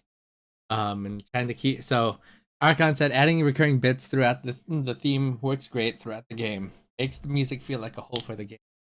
Oh yeah, I read that. Silly. It's because I see two different chats. Because I have a multi chat and I have a Twitch chat. Popped up. That was weird.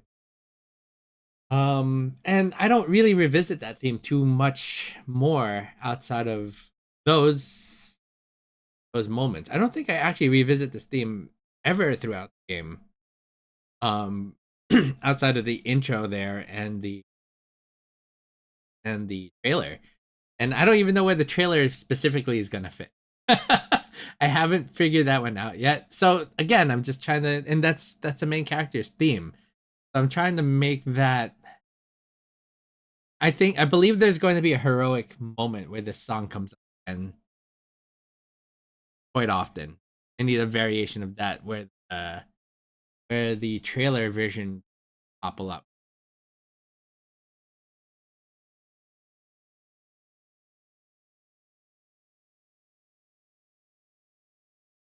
I need to upload all at once, but I don't want to put all the music out there yet, especially when it's not.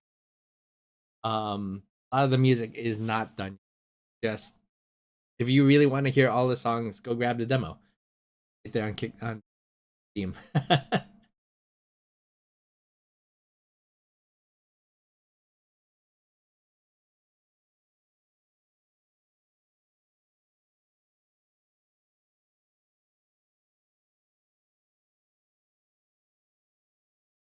Oh, somebody feel really bad about his comment. So on Monday, oh wait. Venero said, "All right. Speaking of music, the use of life has been is quite good main menu music. How to say it? It felt like it already telling the whole story. Let me add that to drop that on my Discord.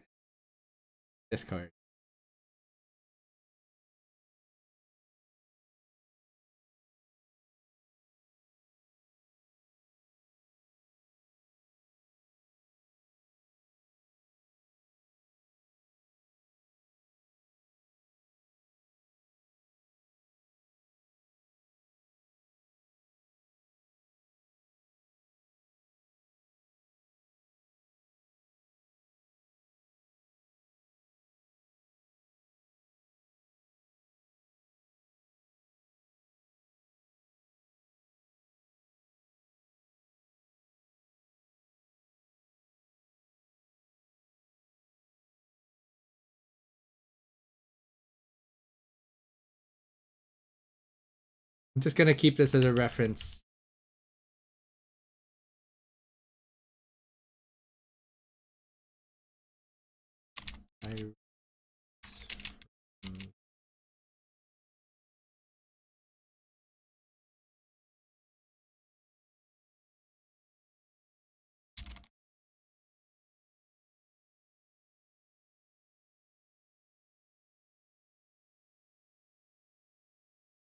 Archon says the eternal struggle of wanting to show your stuff, but not wanting to show it to keep it a surprise of sorts.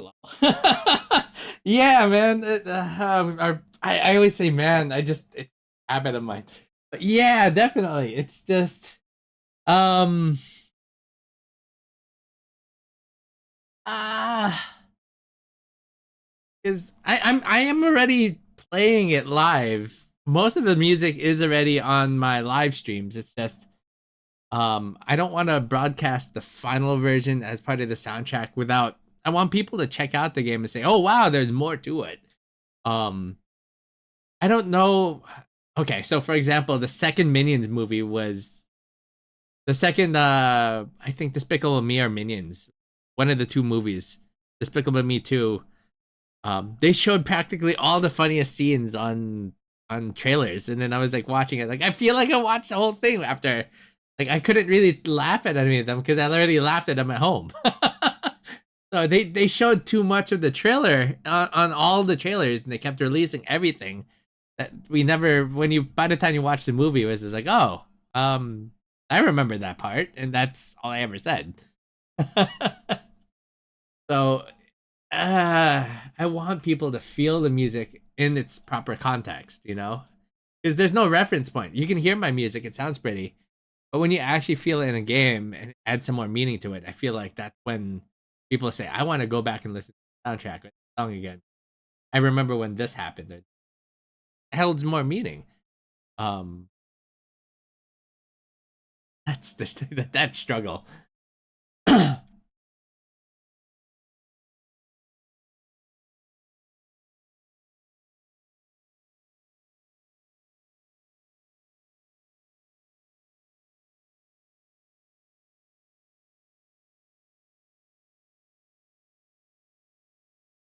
But as I was saying a little moment ago, somebody left a comment on my last stream. And I had a question at the end of my title. So I said music composition for games. Is my music worthy of being in your game? Because I started streaming in the I started streaming in the game development category instead of the music category. The music category tends to be live performers, DJs, and all sorts. And I'm just like, I can't compete with that. People, when they go to the music category, they see somebody live and they want to see somebody and add requests and stuff. But when they come to my stream and they see that I'm just repeating the same thing over and over, and it's more like a dev thing, kind of feel like mine fits better game dev. So yeah, I'm now streaming in the game dev department. And I honestly, it's generated better views, and it also has me kind of talking to more devs, which is what I want. I don't want other people, just music lovers and everything, to come in and say, "Oh, I heard this enough times. I'm gonna go. I want to listen to music." Ad break. Darn it. Darn it.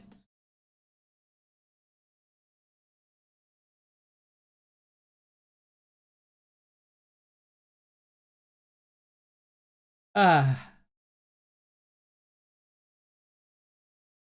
was just about to read his comment. See, this is one of those awkward moments. I was in the middle of a conversation and about to read somebody else's comment about whether my music was worthy to be in their game. And then now I can't read the comment because of the ad. That's so. That is absolutely fun.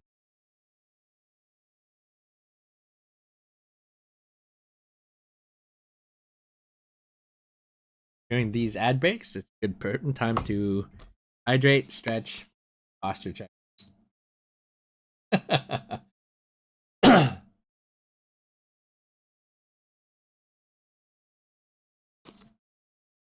Never finish my coffee like this. For those who are still here, never finish my entire mug of. Usually one sip, except for when I'm. Usually, if I'm gaming or something, I'll take a sip and I keep sipping. It'll last me like most of the day. My mug of coffee.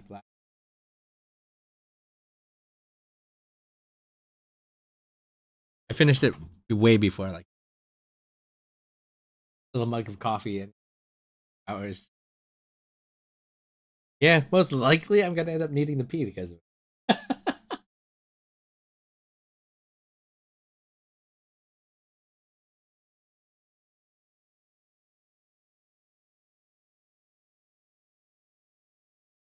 $30 left on the ad. I don't know what other filler I can talk about other than my mug of coffee and getting to pee. If only they could hear this right now, they'll be like, "So what you talk about during your filler?" Needing to pee in the middle of a ad break. I should have probably actually gone and peed. That's funny.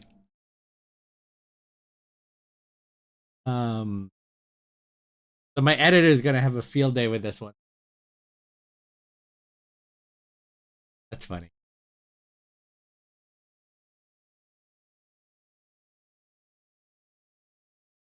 All right, it says ad should be done. My editor is gonna have a fun time with that one because like while I was waiting to read the comment from the other person, I was sitting there like, what do I talk about during my ad break? I was like, well, and I looked down. I was like, it's a good time to hydrate. So I drank some water, and then I realized like my coffee was out already, and I was talking about how much I drank more coffee, and then after drinking the coffee, like I'm gonna probably need to pee. So I was like, I should have, and then I started ranting like maybe I should have peed during the ad break, and I was just like, well, it's too late now because it's coming back in like 30 seconds, and I was like, my editor's gonna have a fun time just cutting that section out, or he might leave it in. I'm just gonna be like, you.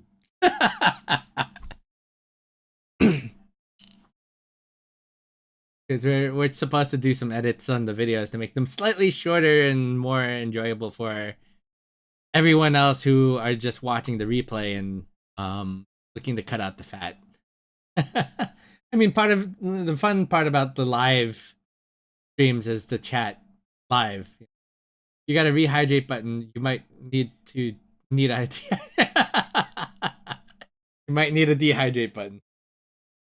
That is funny. All right. So this person, the on my comments, you can probably just see it from my. You go to my YouTube at any. It says, "Is your music worthy of my games?" Honestly, no. And that's ouch. Why? And but it says, but it's not because your music isn't good enough. Oh, okay. It's because I'm less than an amateur game developer, hobbyist game developer. Stuff I make is literal. Don't sell yourself. You're an amateur game developer. I think having good sounds that match that something that should. I've got 30 years of computer science behind me, and AI has taken every job I've applied for. Although I've got 30 years of computer science behind me. AI has taken every job I've applied for. Although game development was something I longed to get into, I never had to get my foot in the door anywhere. Today, I work as a landscaper who gets paid lunch money for. Sorry to hear that, man.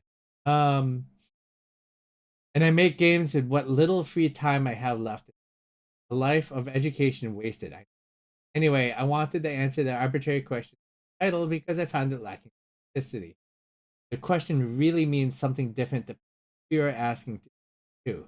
Feel free to delete this comment. It's anyway, absolutely not. I think this comment, if he saw me on live stream and it was talking to me today, we were just talking about something like this. And it's I feel like I feel like this is just exactly what I'm talking about. If I raise the prices of my game, my music, even the simpler, more amateur developers wouldn't be able to really enjoy it or use it. And on top of that, um, see, like that's the other thing. Everybody wants to earn a living wage. I want to earn a living salary and everything, right? I want to be able to earn from a living. Now, if everybody's barely earning a living salary, how the heck are they supposed to hire somebody for their hobbies or their side creation or side gigs to which are not earning money yet? Like, so how can they hire a team of their own to do their other craft? So, like this developer here, they do a side thing of developing games and then they want to hire somebody, and then with that money what do they do? Like with what little they earn, how are they going to pay me a living salary to kind of work on a full-time project? So that's going to be they're going to have to spread that out. Then I have to compensate by spreading that out.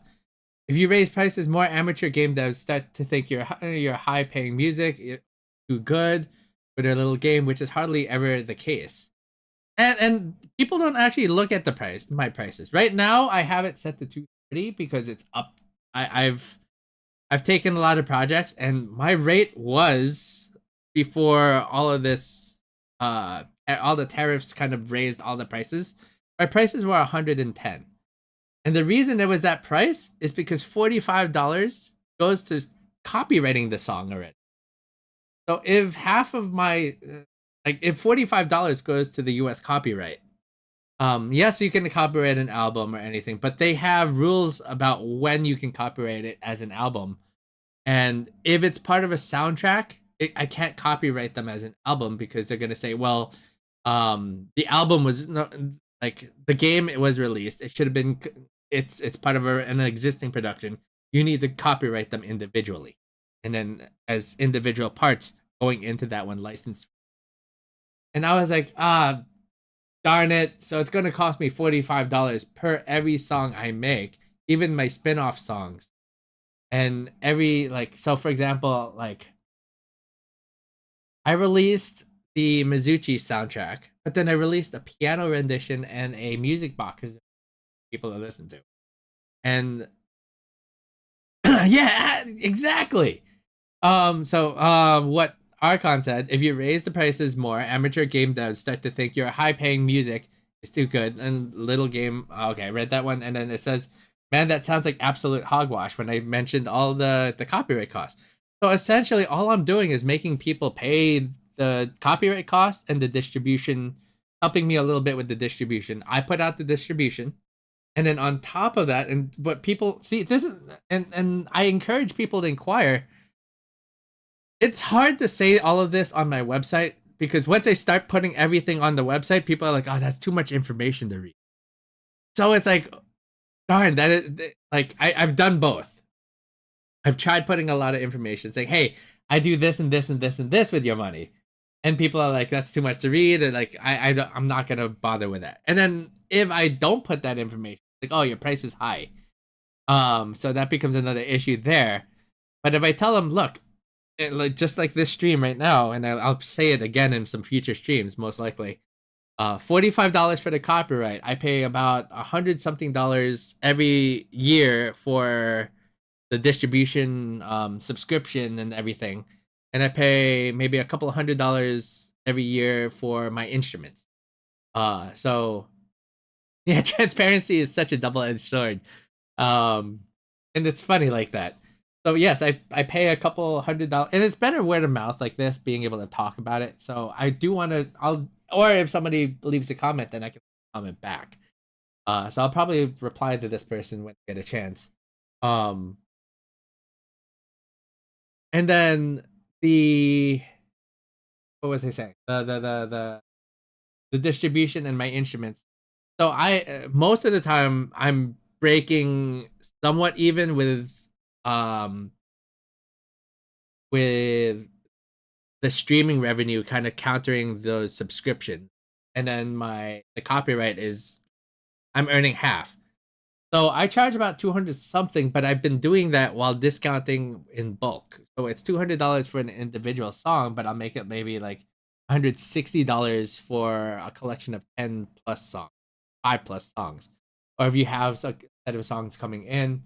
And again, that's why my coach was saying, look, you got to make music faster if you're going to go at those rates. But then I keep the copyright. That's the other part of the deal. I get to keep the copyright. I only license out the music. That's another portion of why I keep it cheap, because I can earn from the streaming revenue, and I take a portion of that streaming revenue, and whoever uses my music, I give back 10% if it's an exclusive title. So, like for example, right now I'm doing Red Rebellion music. This is exclusive for use in Red Rebellion or in background of streams. But all the revenue, if it's used in the background of streams, I still get streaming revenue from it.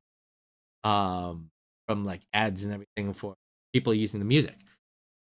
So because of that, but it's royalty free to the person who uses it, which is great.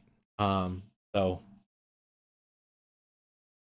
I take those earnings and I give 10% to those devs. 10, 20, depending on how much they want to contribute. They can pay for every $100 more. I give them I give you another 10% of the ownership of the track in a sense. And then I manage all of that. I account all of that. I do the finances, and I have to go through each track's royalties, divide that out, and make sure I get 10% from those royalties and pay out to the dev. So I, as a one-man team, having to do all of that, and then now I have my video editor partner from Ragnacross, which is doing Crossbeat, doing my video editing. That helps out a lot. And if anything, if we just, I'm cool with somebody just exchanging as part of a team and we work together, and I'll send music your way, because I need help. That's we all do actually. Anybody who's doing devs like that. And if a dev just wants to reach out and say, I really love your music, I just don't have the money. And I said, let me see your game. I'll determine whether or not I want to make the music for your game. Anyways, if it shows a lot of potential, or even if it's an indie game and it's just, or it looks like it's just an amateur game. Amateur games, even Flappy Bird can be successful depending on how fun it is. If you make a fun game, even though it's looks like that, I don't want to say trash or anything, because technically it's not trash. It's not. It just isn't. It's not AAA, but it's okay. It is what it is. It's designed to be a fun, simple game. You don't need to put high graphics. I would say I'll throw you a track or two. Just remember to put my name on there. It's a license. You don't have to pay my initial fee. If you get $45, I would like at least that and another $5 for coffee. Just help me out with that. or subscribe to my Patreon or whatever, or every month if you could just hop on the stream like you're doing right now, Archon, or anybody. I take note of that, and you say, hey, if ever I have a game, can you do one track for me? And I'll be like, you know what, you've been here. I can always appreciate royalty free music despite probably not even going to use it. Absolutely. Um, so even if I make the music for a soundtrack, all of these people have agreed that they can be royalty free as long as it's not used in production. If it's used in the background of, say, a stream, or of just say a skit or like a school project, absolutely fine, royalty free in that way. I don't expect students to do anything. If it's going to be on a production that you're making money off of, if it's an exclusive title, then no. Or if it's one part of my library, then just ask for permission. I'll see what I can do. I'm willing to do it. I wish I had a better way of saying that on my like on my website. It's like then I'd get a lot of beggars. I think that could be another issue. So it's like, hey, if you're struggling with financially, just feel free to reach out. I'll see what I could do for you. It's just posting that on my website, even though I have my rates, could also cheapen the quality or make people feel bad about, hey, if he's willing to do free for other people, then why is he giving us a rate? That also, again, the double-edged sword. But Faniro said, I can always appreciate royalty-free music despite probably not even going to use it from YouTube.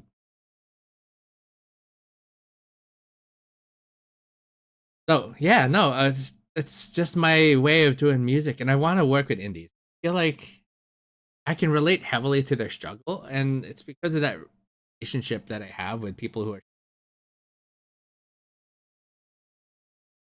Yeah, I want to make money, but at the same time, I feel like I'm also pinching myself, say, in reality of not being up to odds.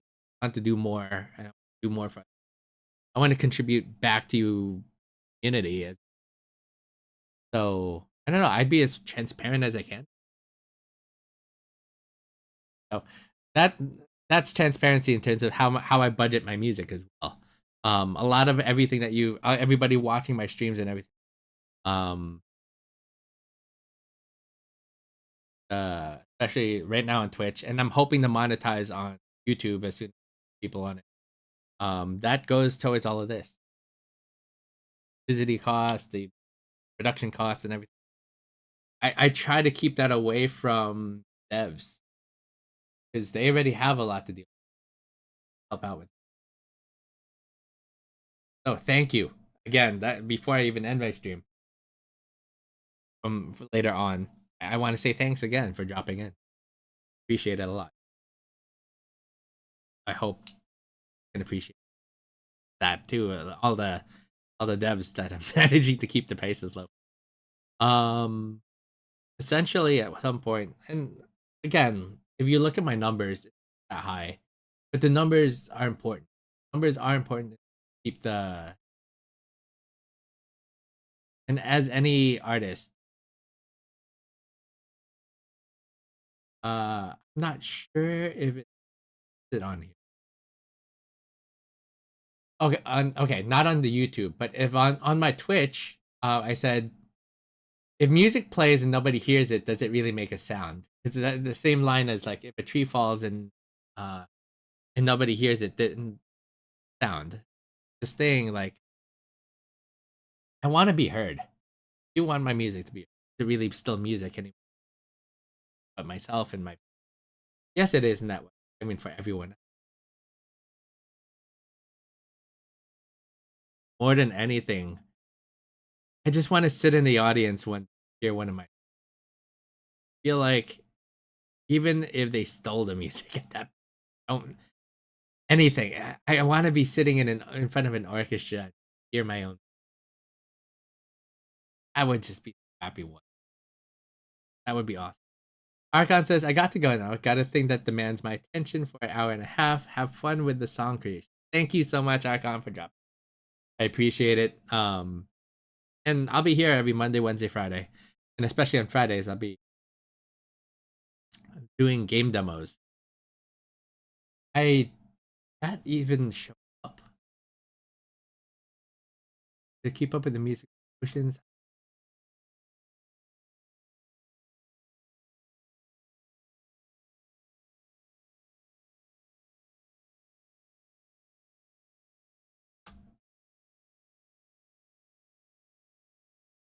There we go.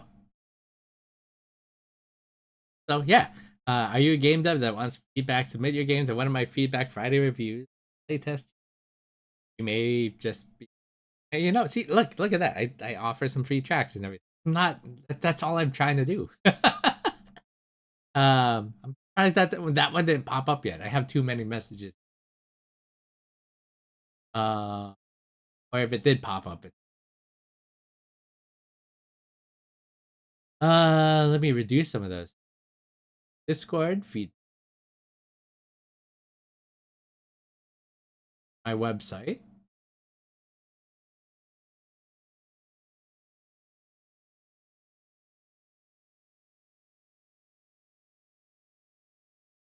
Oh, I really don't have a lot of mess.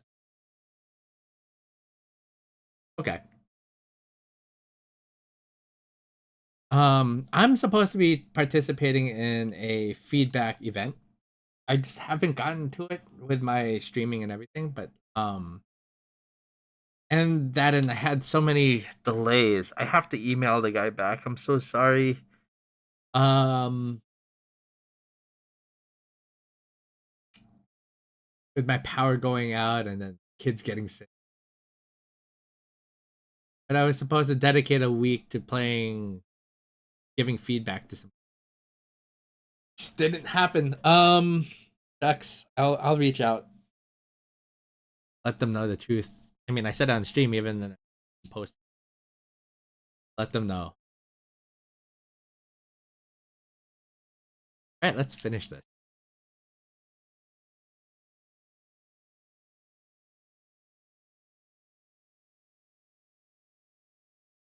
This is gonna be an 8. This is nice. I like. Versus this was, and the last song I did was 2 chords throughout the whole song, with an occasional accident 3rd chord.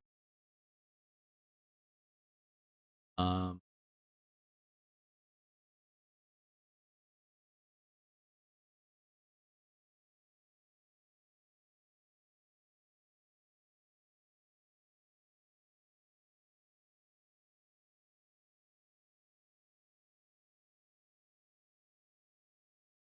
I'm probably gonna go back to this.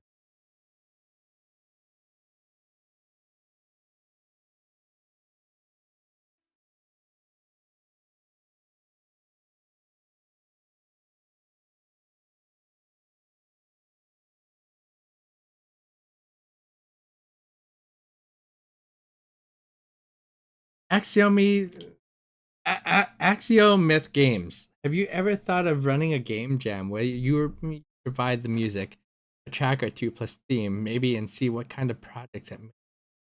And good morning. And Axio says good morning. Good morning. Oh man, thank you for dropping by. I appreciate it. First time chat actually. Um, that is a great idea. You know what? When I finish my album,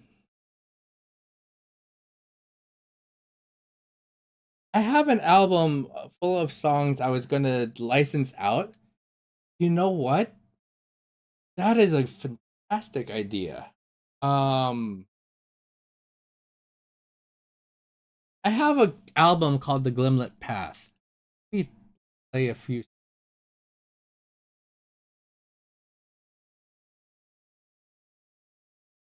Guess it's just me pull it up, and I'll just run through it.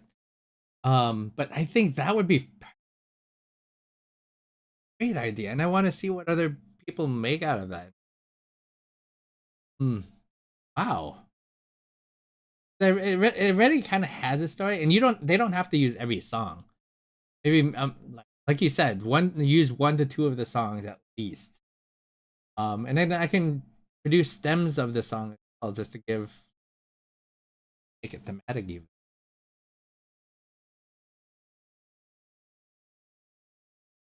Thanks you, Ax.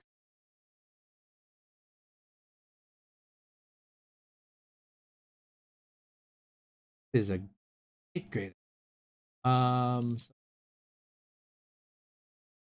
So these work. This is a compilation of songs that I made into an album. And I'm remaking. So far I planned it out, but then now I'm recomposing a lot of tracks. So these versions are the newer ones. This is the older ones. Let me see if it.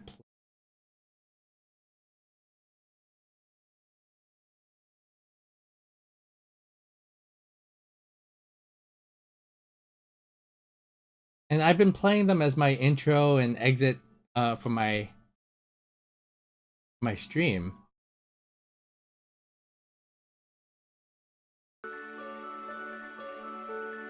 So the first song it's basically in track order of like an adventure. Peaceful Awakening. Serious Final Fantasy influence.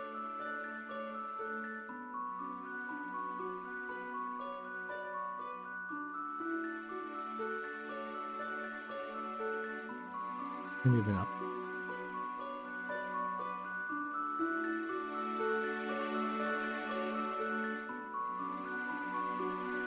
Version is. How did I think of it?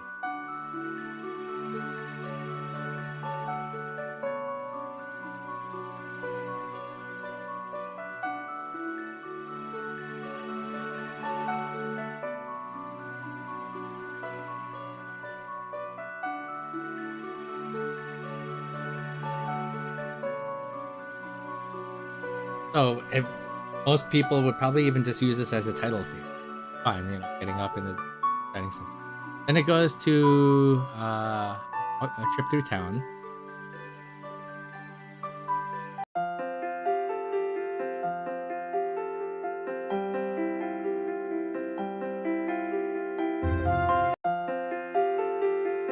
So trip through town. So it sounds like a trip through town, starting town, city.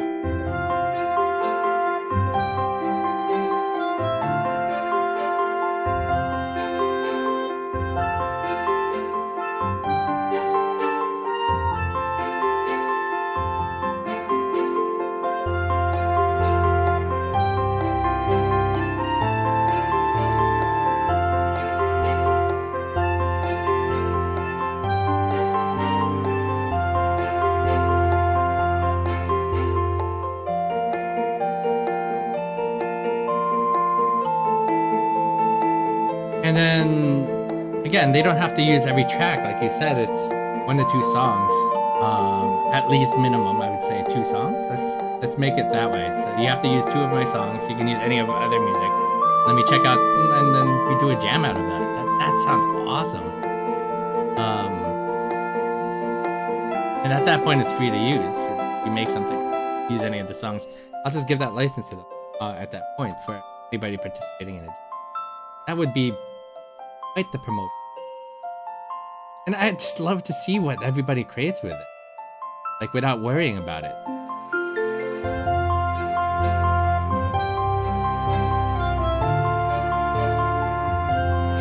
Alright, so that song kind of keeps going. And then, like, this is the tutorial forest.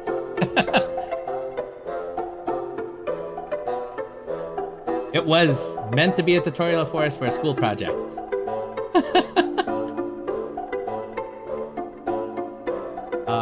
It was a penguin walking through a forest in the Zelda-like game. Go figure, right?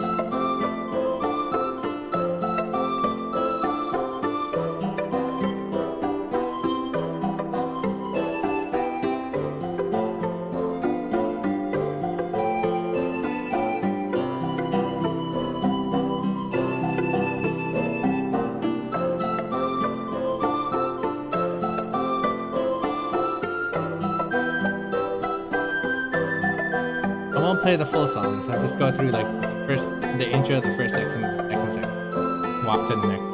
We kept going with these tracks.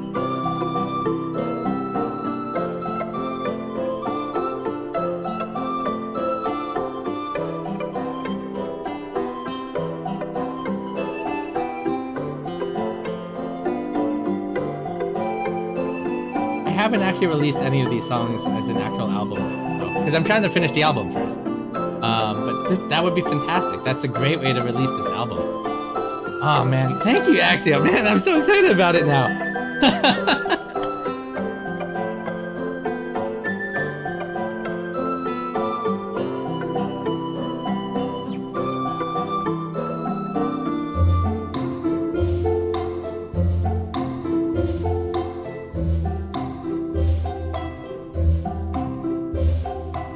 And can you imagine what this would sound like in any game at this point? It's a great mix of songs.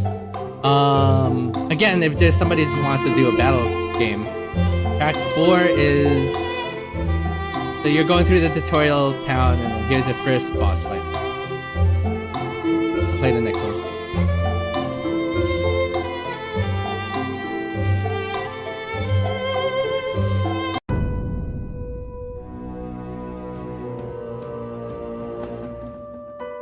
So I haven't really mixed and mastered this properly.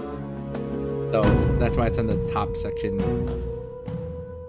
This was actually a school project when I went to school for this.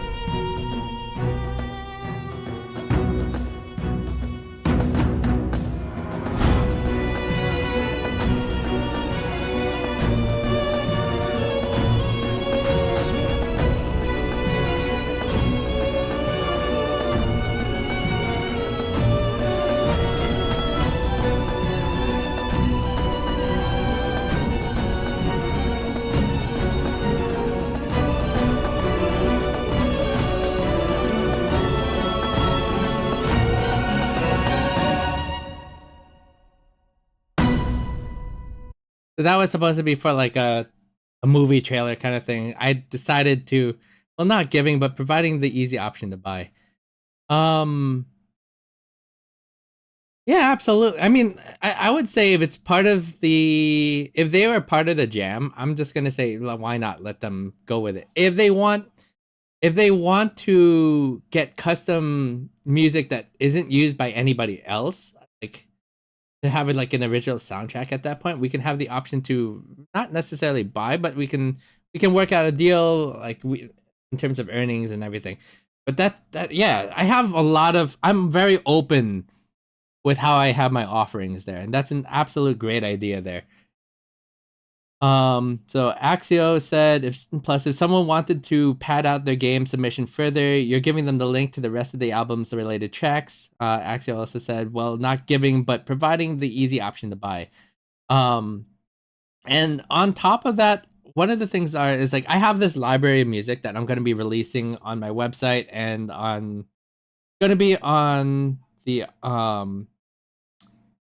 Unreal store, and it's going to be on the Unity store as well. This whole album is supposed to be on there with their variations as well, like the piano versions and everything, and so that you can create different environments based on the same song and the stems as well, or dynamic music in your game. Use dynamic music in the games as well, so you can use different layers for that.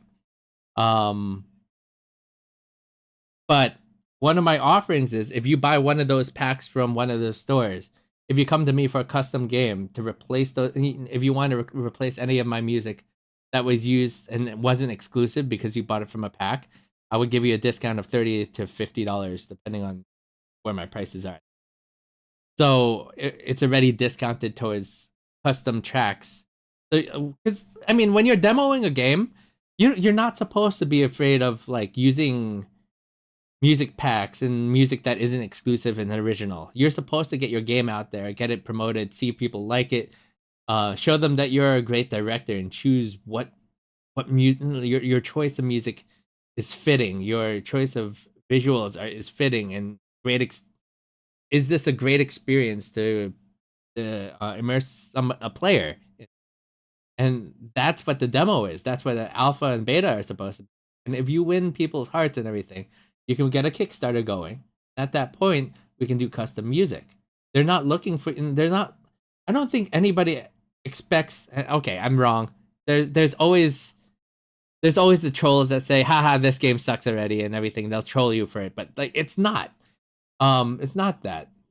Any serious person on the dev level or interested in funding a production knows that it's supposed to get better with that funding.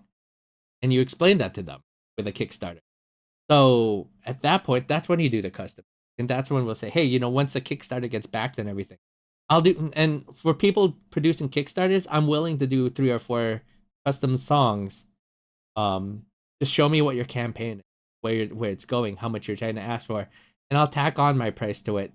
And if you don't get funded, don't worry about it. Don't worry about the 4 songs I gave you. But if you do get funded, at that point, you're paying a portion towards the music, and that was included in what you're asking in the Kickstarter. Then at that point, I'll get paid with it. I'll take that. I'm all for supporting devs in getting through that Kickstarter hump. So that is a great idea. All right, track number 5 was basically after the battle. You're now just in Furious Forest.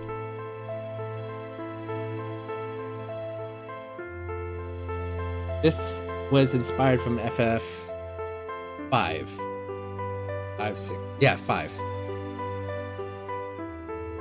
No, FF6. This is from FF6.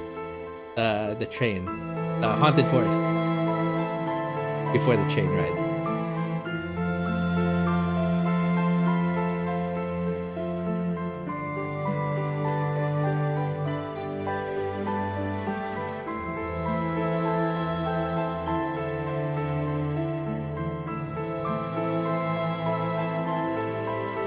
I feel like I do provide quite a lot of options already.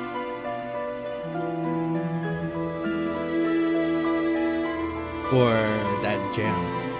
Oh, I'm so excited. That is such a great idea. I gotta finish this album faster.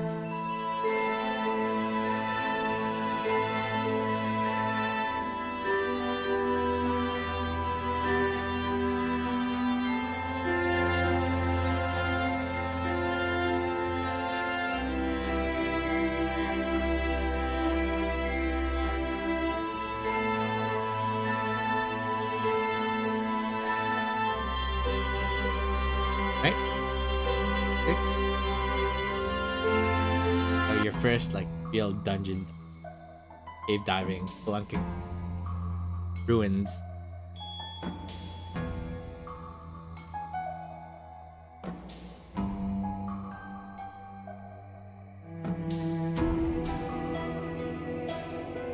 So again, the ones on top have not been mastered or fixed yet. A lot of these were done when I was in school or for a project that...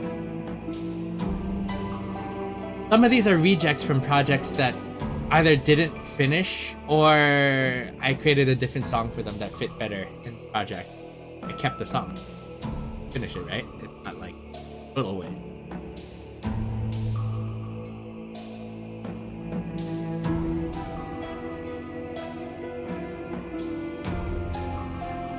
I think this song doesn't really go anywhere too much. This style. Let's move forward. 7 is another battle theme.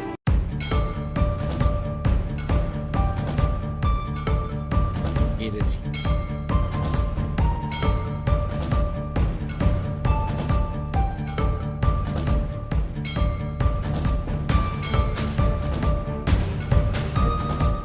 Seven's one of those not mastered, not fixed tracks.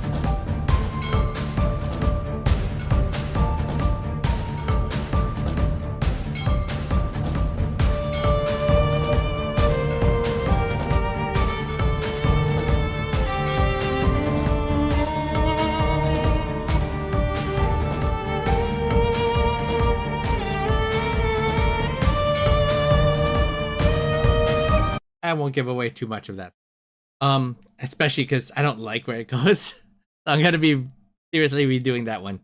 But if you've ever heard any of my epic music from other games like Cyber Paradise, which has a demo out on Steam right now, I'm doing all the battle themes for that game.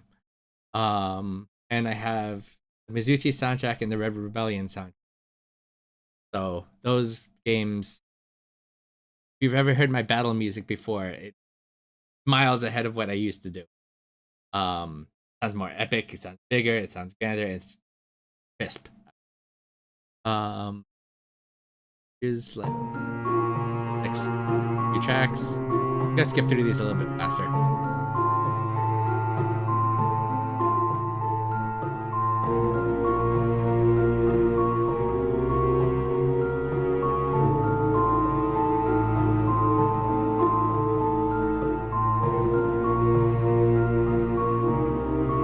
No, there's an added another 5 minutes. Can I start it?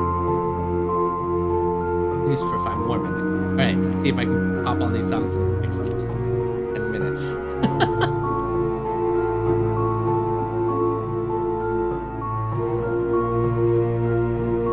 This song needs an extension. I don't know why I left it.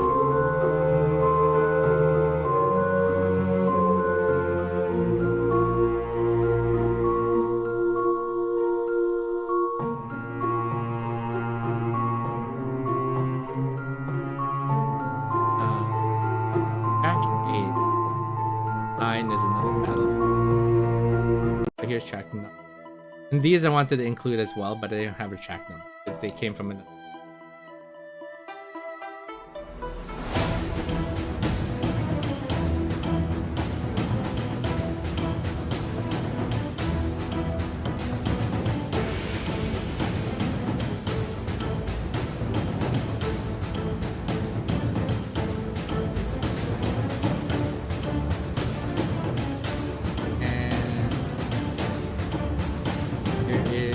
Dramatic closing song.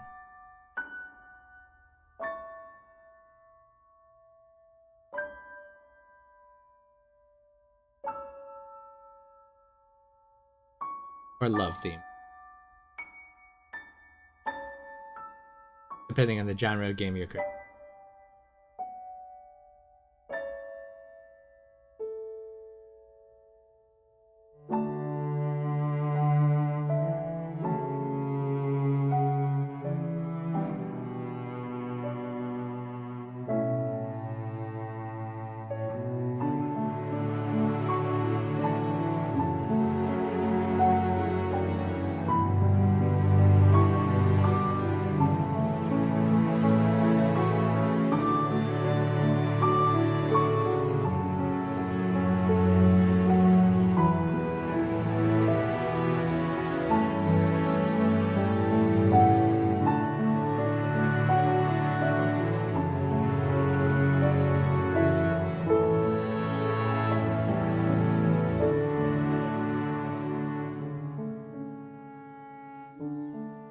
This song was the final project of graduating from college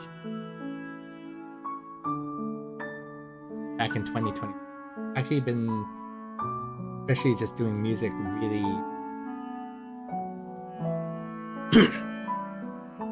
I'm hoping just to make it my career. Let's see how much support I get. Not then, as the other guy said, he's working in gardening, and I feel, you know, it is what it is. What happened? Your degree doesn't take you where you want it to.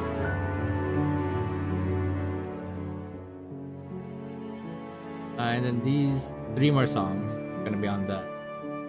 I have another song now. Here's 3 more songs.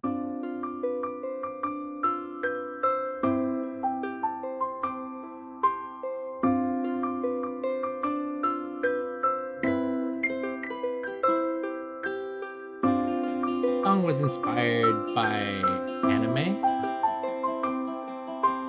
like My Happy Marriage, I believe, and then combined with another game, Unraveled. I'm not pretty sure some people are familiar.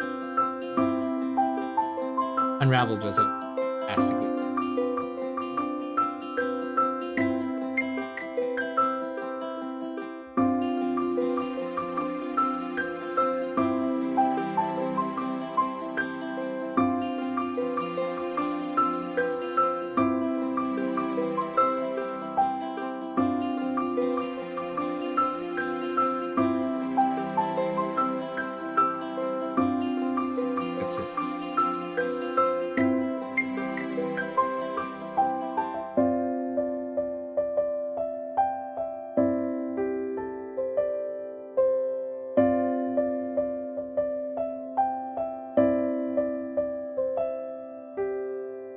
Let's go to another song. Actually, I'm just gonna go forward because of time. Trying to beat that 10 minutes. This song was meant for a game that I did a game jam for. We played a game called I Died in a Cave, and we did it for 2021's GMTK Game Jam. And we won we were at 16th place for the jam. So that was awesome. They wanted to create the game as a full game. The devs went all out and they burned out and they fell apart. So now I have this song with no game for it to belong to.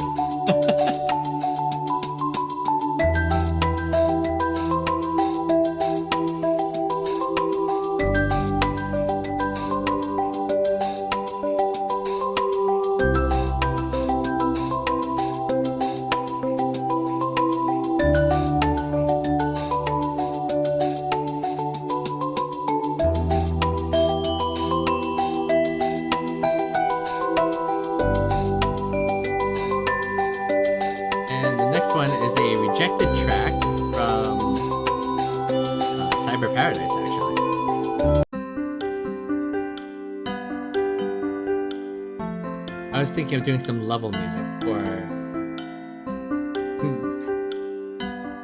the first stage was like shipping crates and harbor. So I was like, this is what I came up with at first, and I was like, it doesn't match a platform. But yeah.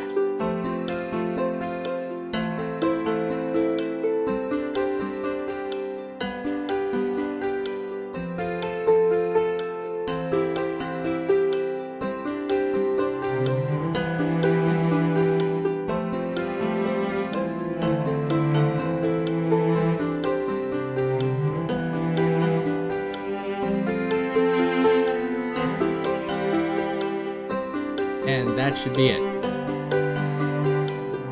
The unfinished track again. They're one of those songs that I. But actually, that's the list of the songs. I think that provides that should provide enough, right?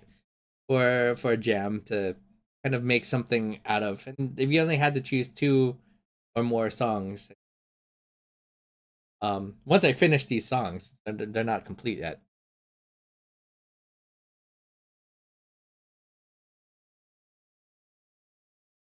Where's ad starts in 3 minutes, guys. About that.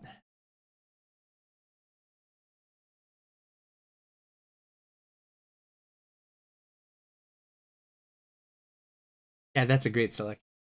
I mean, like open for like indie devs all the time. I'm bored of them. So anybody who's trying to do something, and I have a lot of feedback to give. I'm a big gamer fan, but I'm also open to being part of production and giving some feedback on what's fun or what's wrong with the game, or find bugs with it. I'm all part of just being immersed in the team.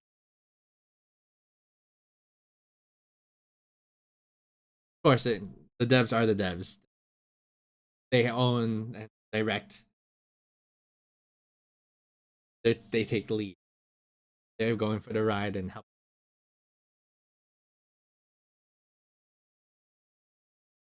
I'm gonna let that ad run now. And I get back to composing.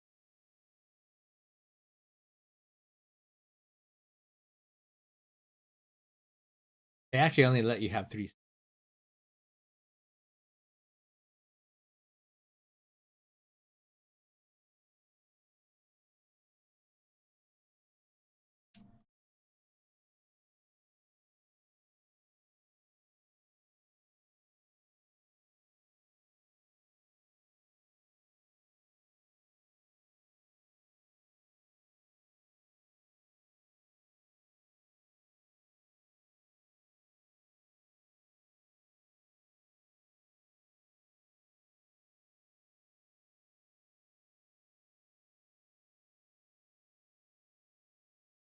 Hear this out for the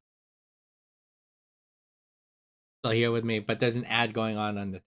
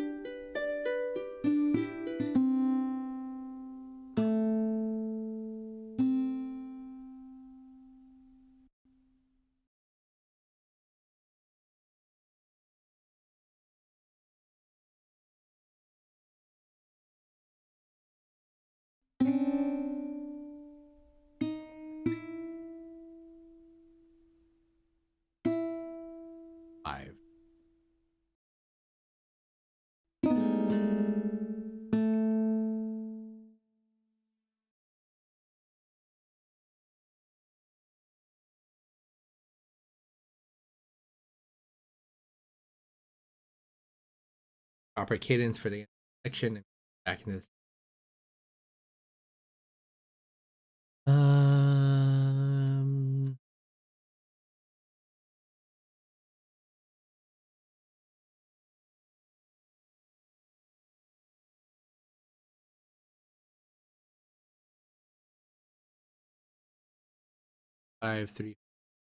5-3-1-5-1.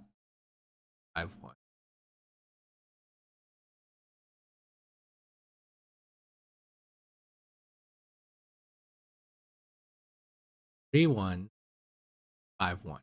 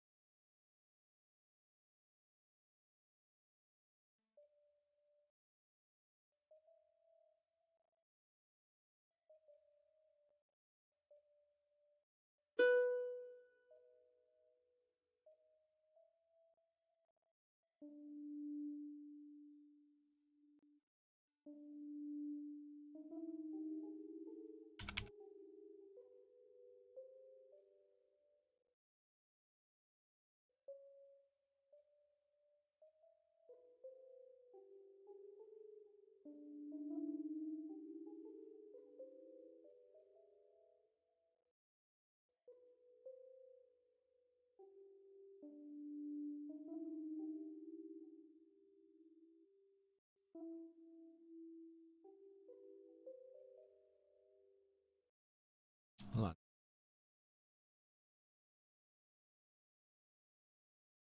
5, 5, and then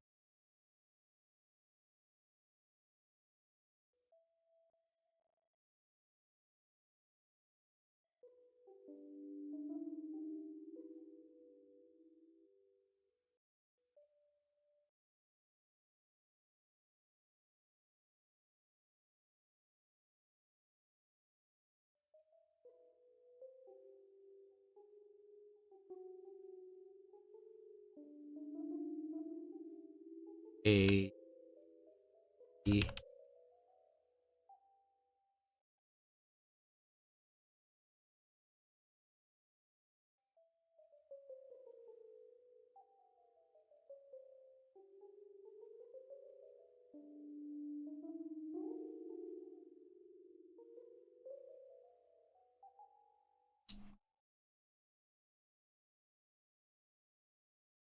All right, let's hear that.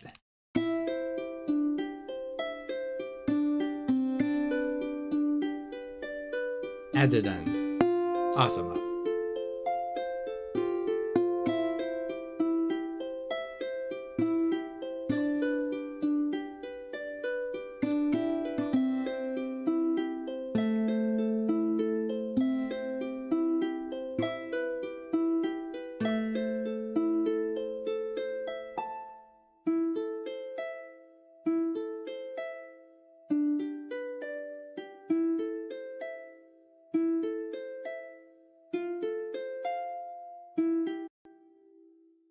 Do it. Let's together.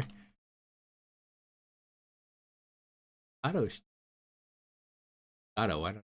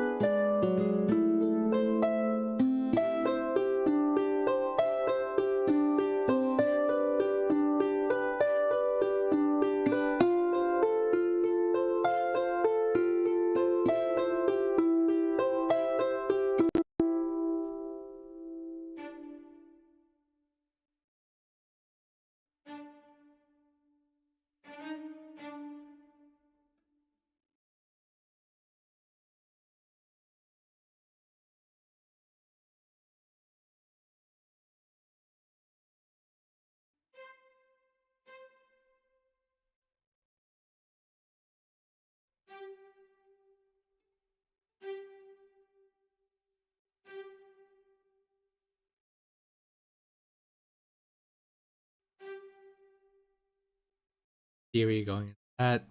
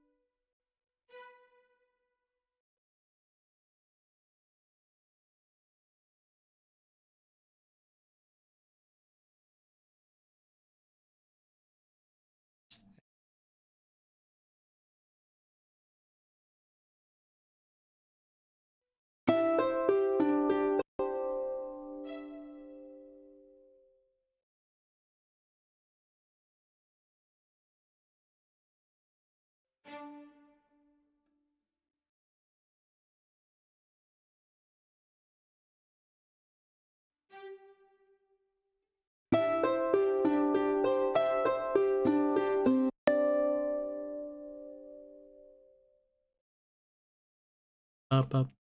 Perfect. That is perfect. I need to just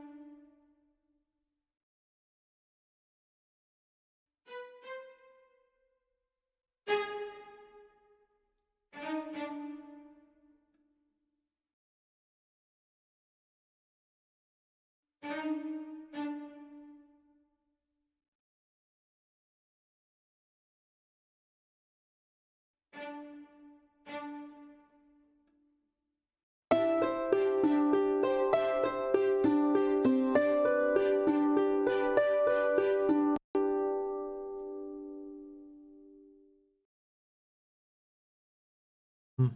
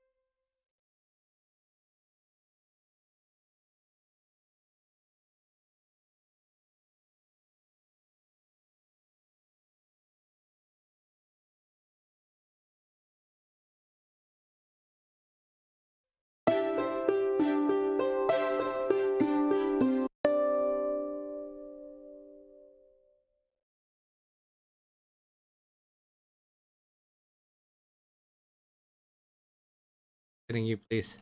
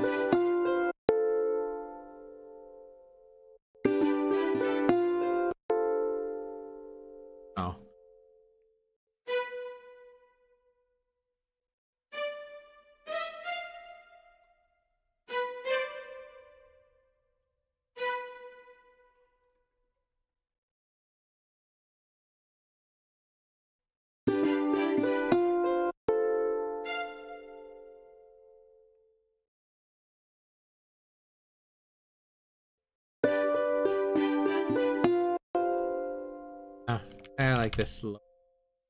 I'm gonna spread this out anyways, but it's just right now. Just getting the chord progression correct before I do.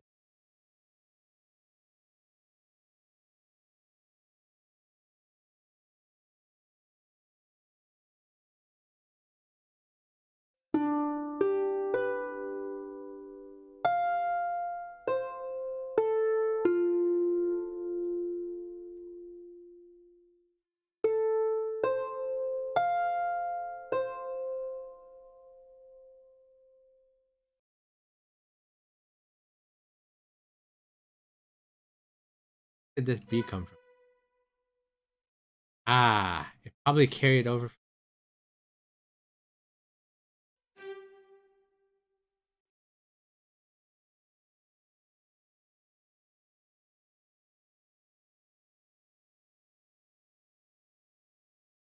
This is it.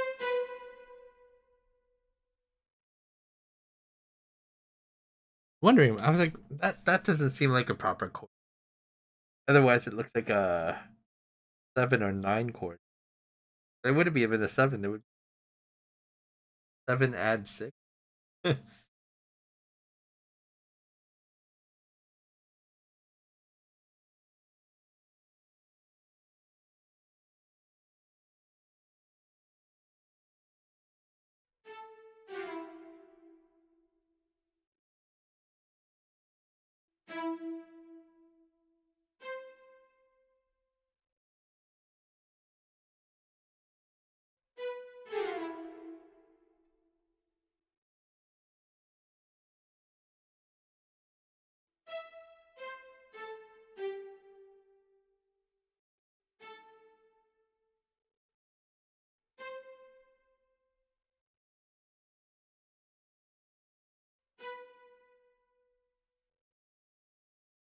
The overlap.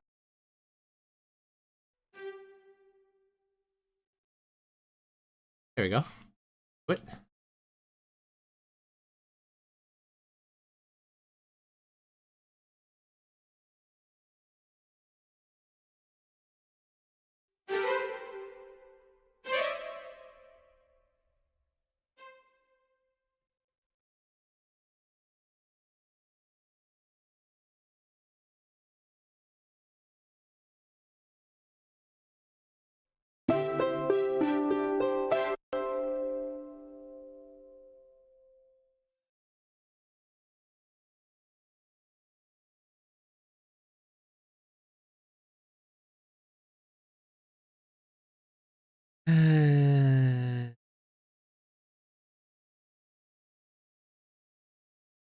Good D.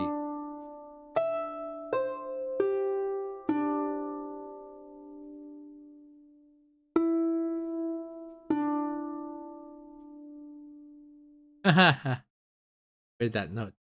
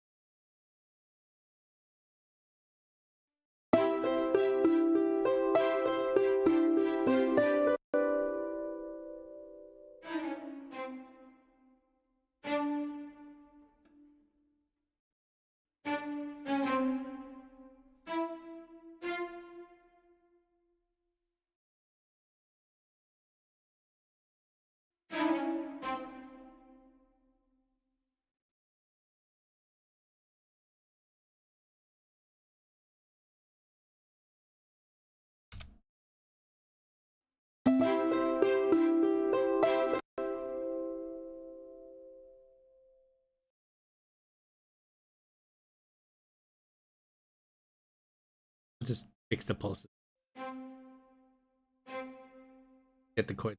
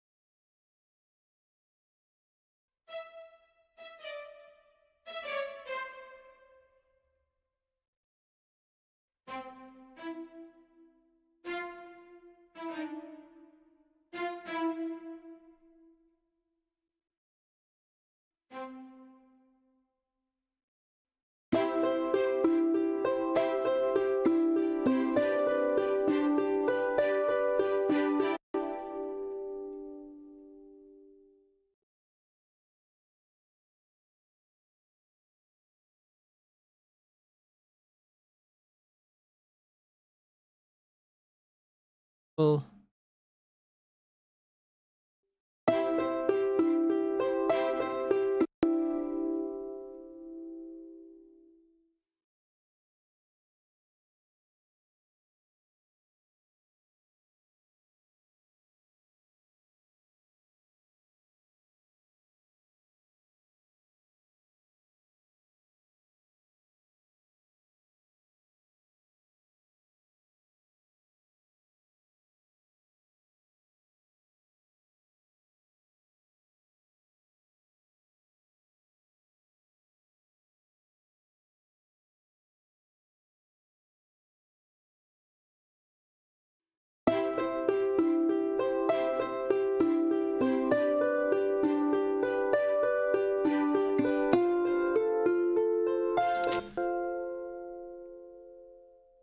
okay.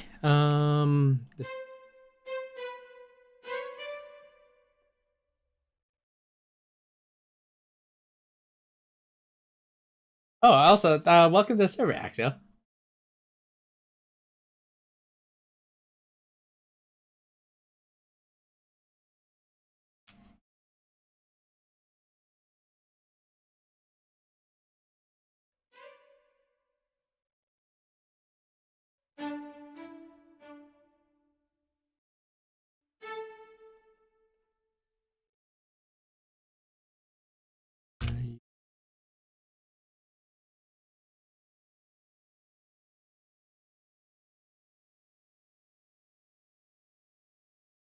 Thanks. Had to remember the past. I totally relate.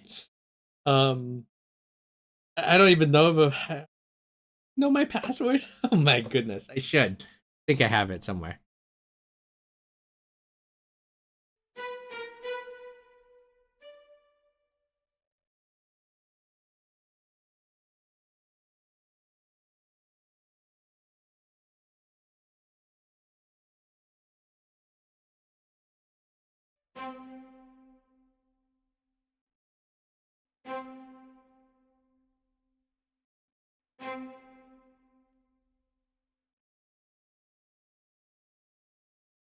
Absolutely, it's a good thing resetting them is easy enough.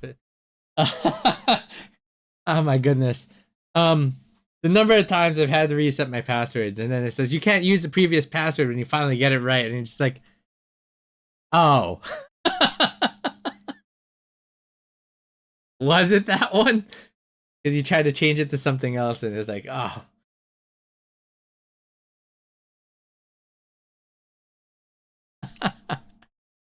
Oh my goodness.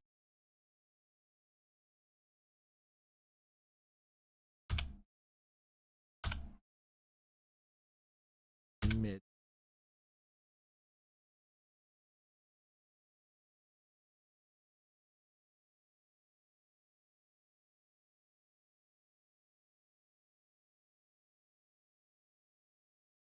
Spreading out the strings is actually one of the more annoying things to determine. Do you want it really wide, or do you want it straight enough? Really, you don't want it just straight. Or you do want this gap. I mean, like, you want the bass to really pop out, and that makes it deeper. That just makes, I don't know.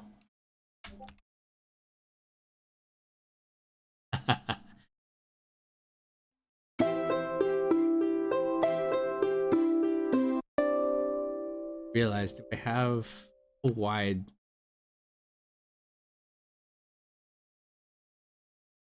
I do have it wide.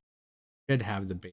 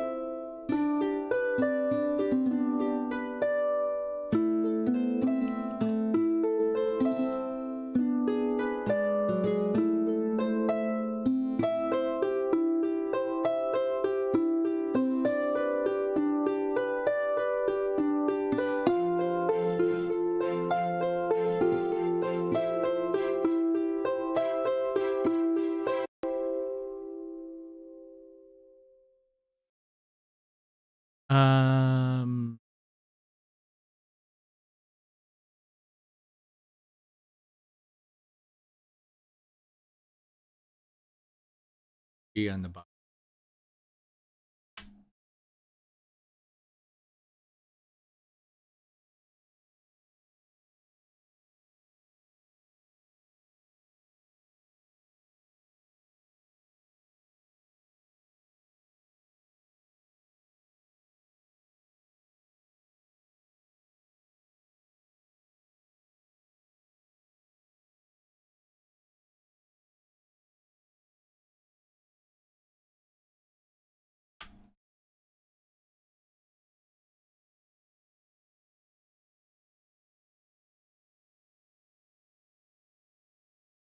Hmm.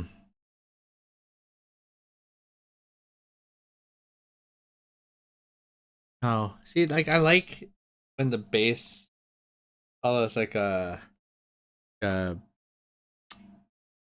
drops.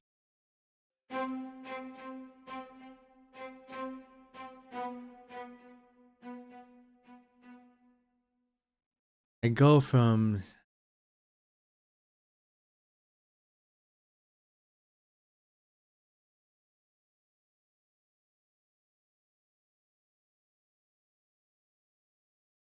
thinking of BDF better. I'm doing BBD. BDF might have been better.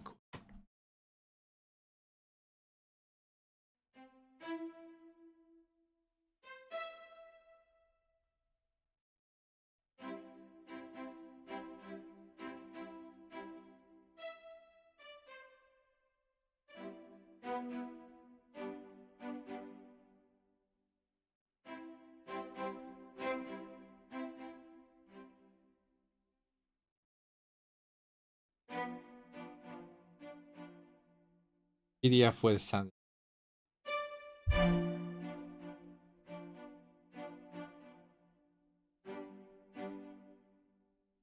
Um,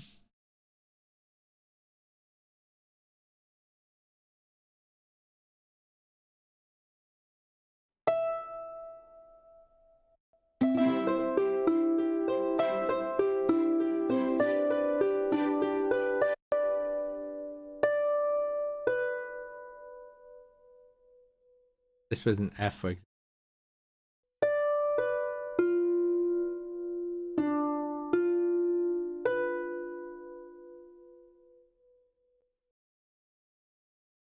You know what? Let me try it. Let me mute.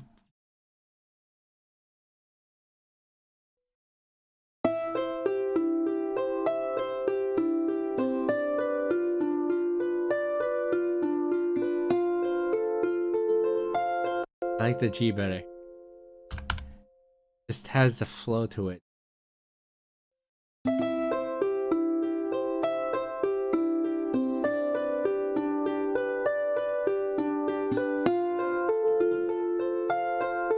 It's a comfort zone and it's a feeling. There's theory and then there's just feeling it. I feel this one better.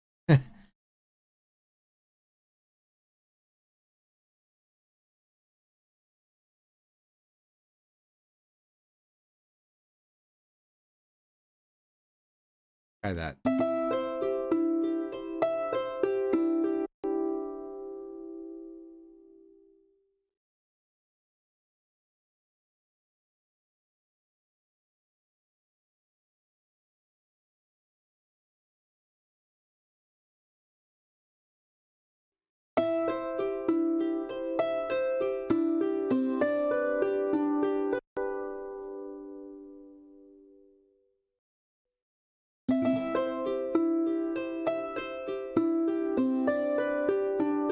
I'll make the so heavy on the 1, 2, 3.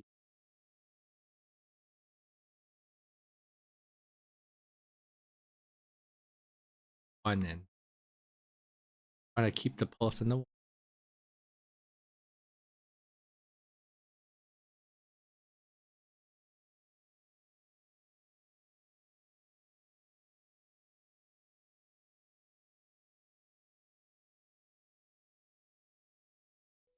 Feel better.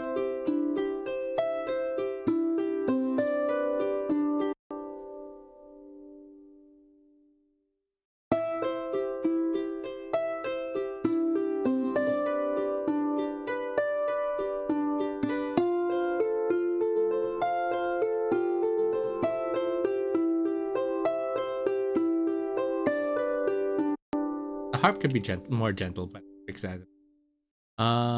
Hear that all coming together at once. Usually, I want to finish composing before I too much on the articulation, but I also want to make sure it feels right. So part of my composition, even though I like the notes, sometimes if it feel right, I'll just reject the notes.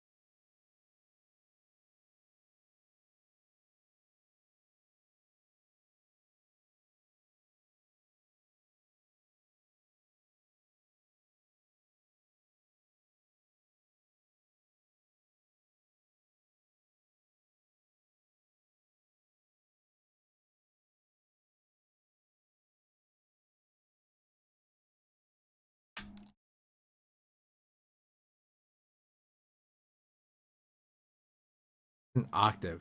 I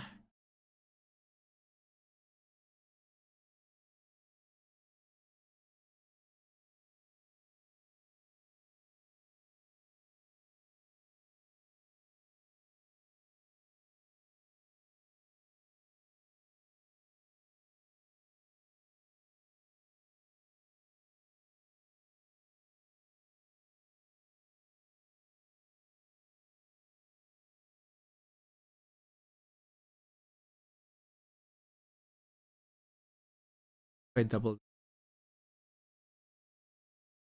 I don't know why I did.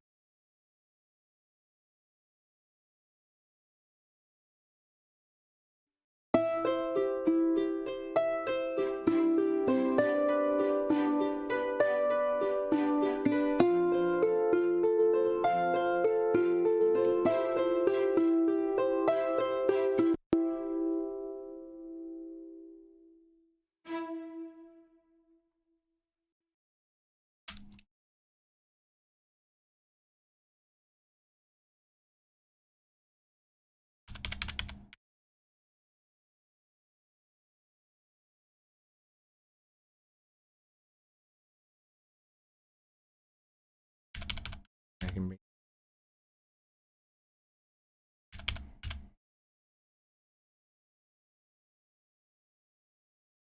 See it.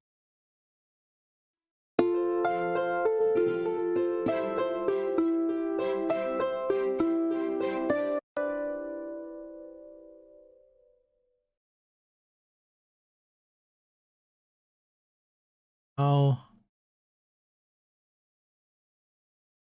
that happens in the next.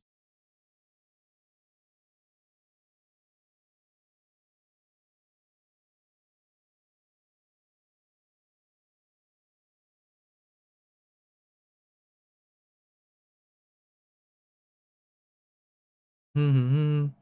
Mm-hmm. Mm-hmm.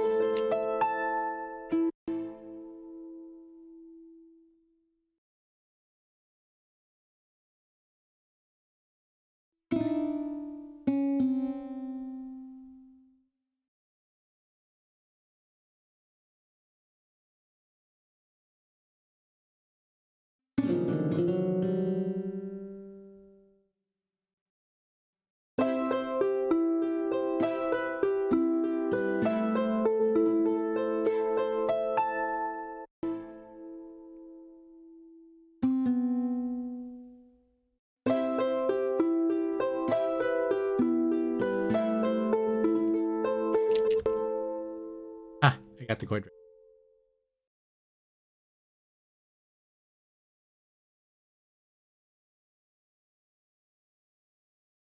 Feels like this should be a 1. Um.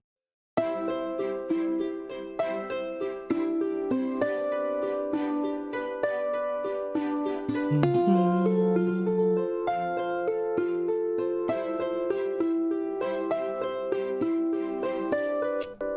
It also has that, like, this should drop.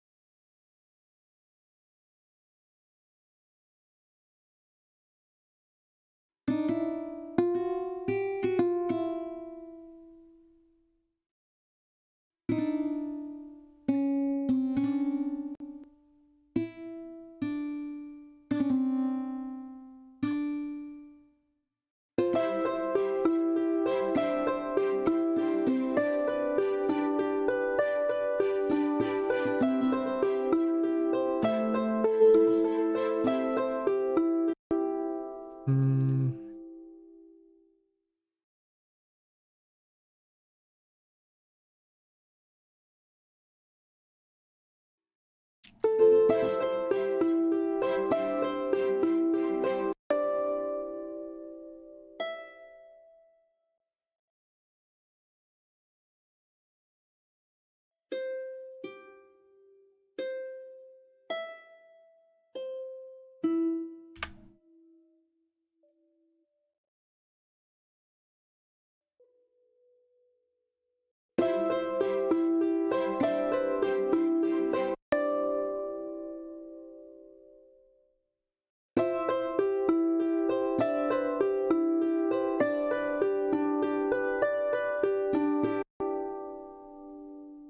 I don't know.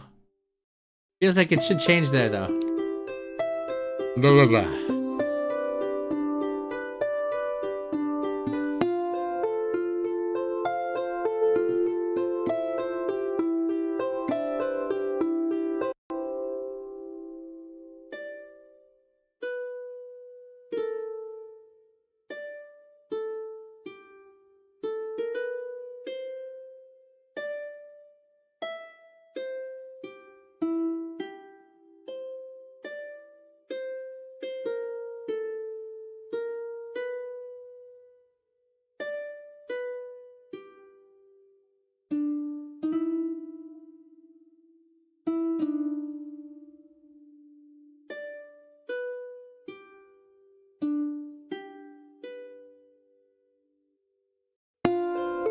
Oh, that's why I'm so dumb. I feel really stupid. Because I'm doubling up the harp.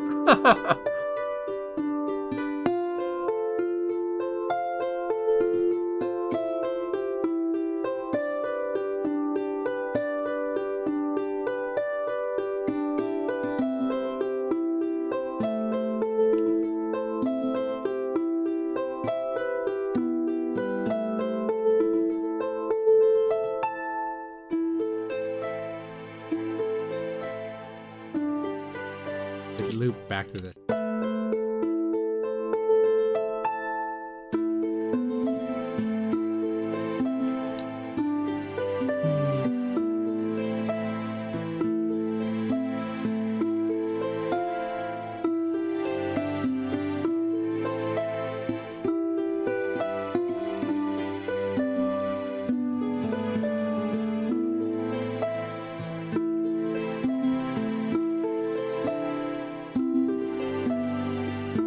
I don't like this part here.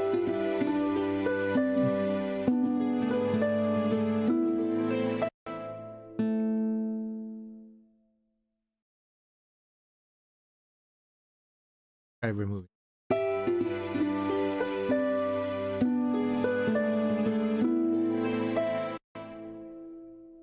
No, do I like this? Do I don't like it? Hmm.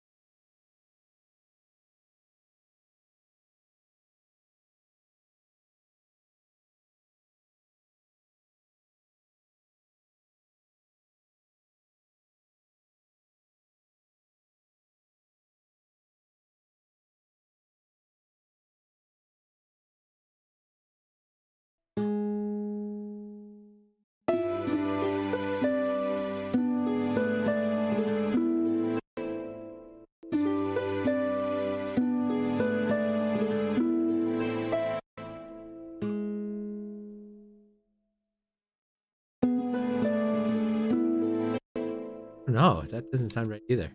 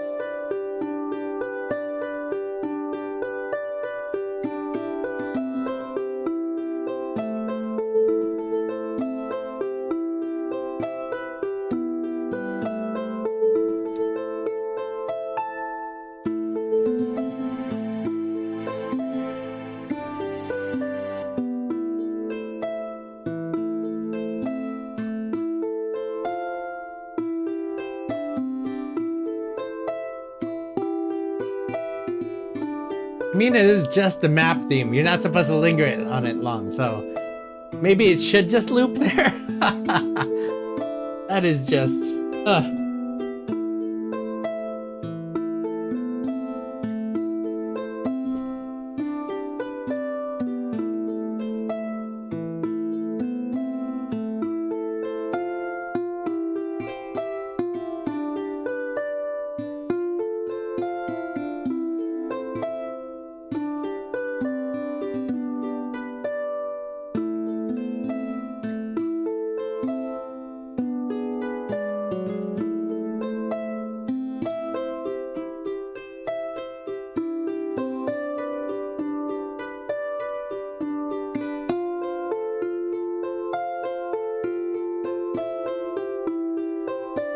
I know what to do here.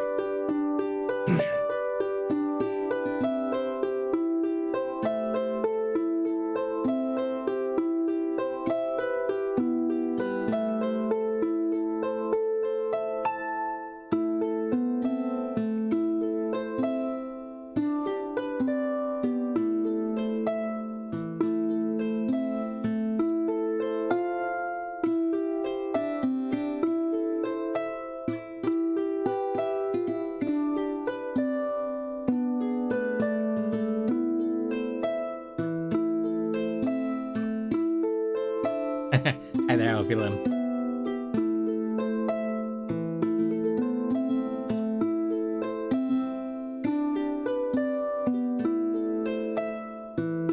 Thanks for dropping in the stream. Sometimes you just gotta listen through to it and just imagine what other layers come into it. Like how it moves. You want it to move naturally. Because the main theme is there, chord progression. Everything else is there, and then you just add the whole body to it.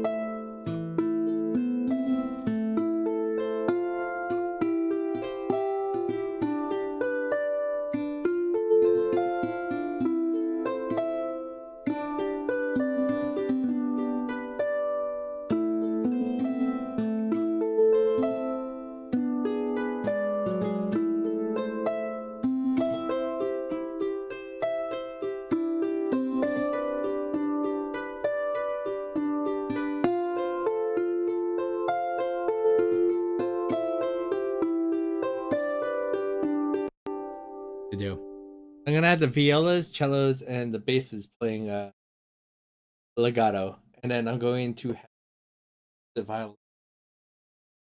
Bump, bump, bump, bump. Maybe I'll have the cellos. So I'll have the basses and the violas.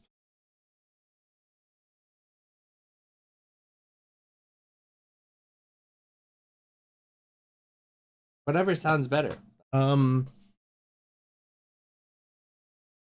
All right, the coffee's really kicking in. I gotta go to the bathroom. Be right back. Really.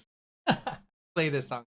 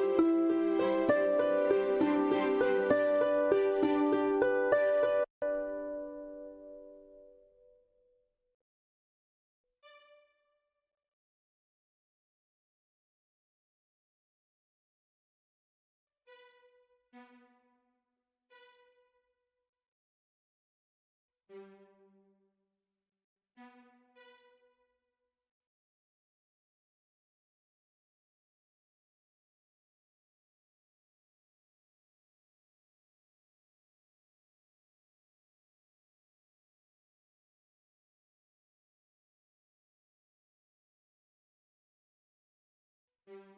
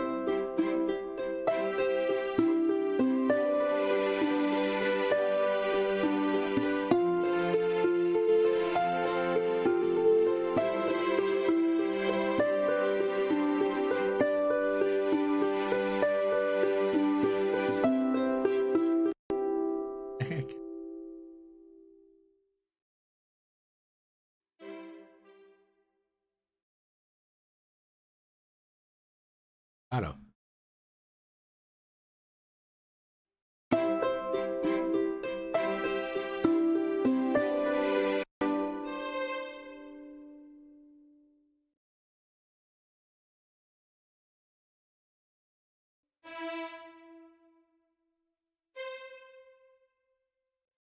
Like these got disabled.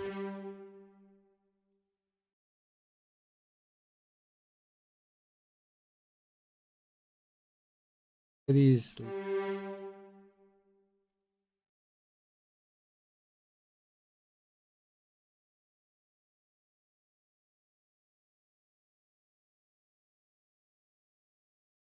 Split up.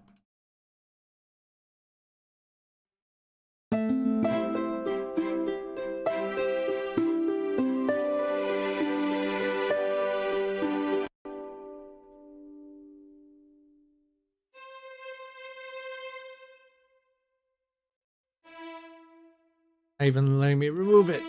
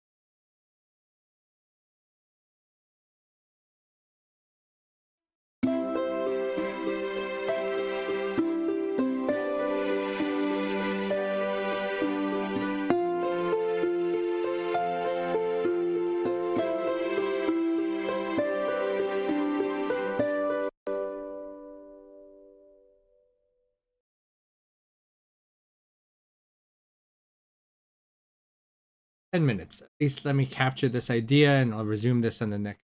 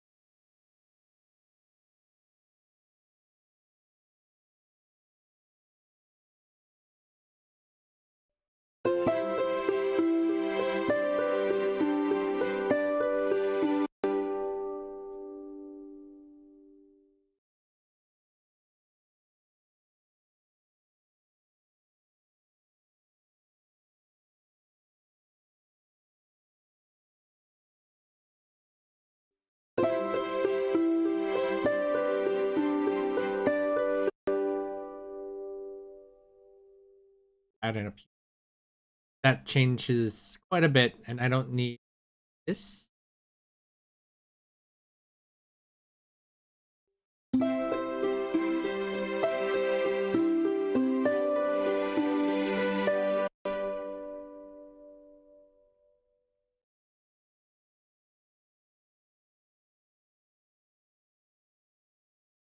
Sounds a bit. That's so much better.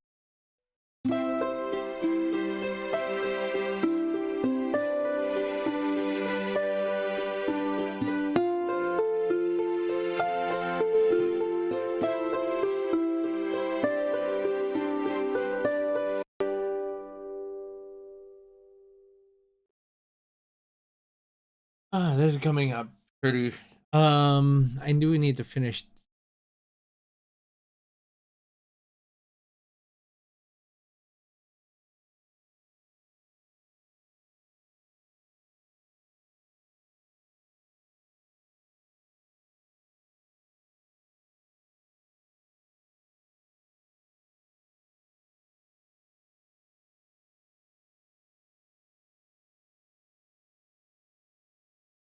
The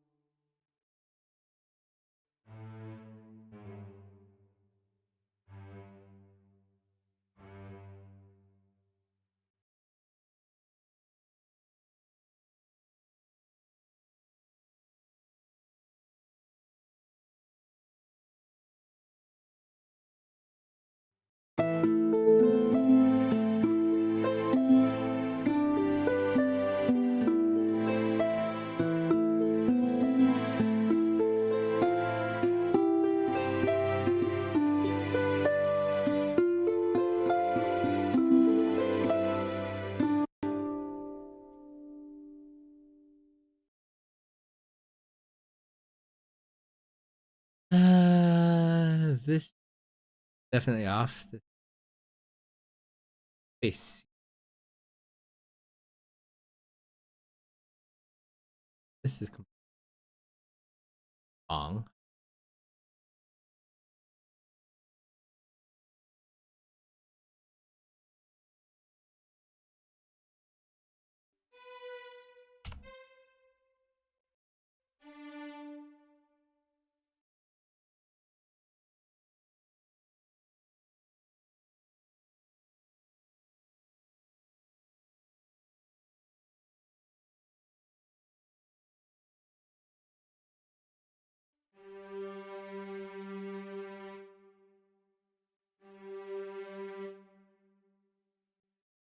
FAC.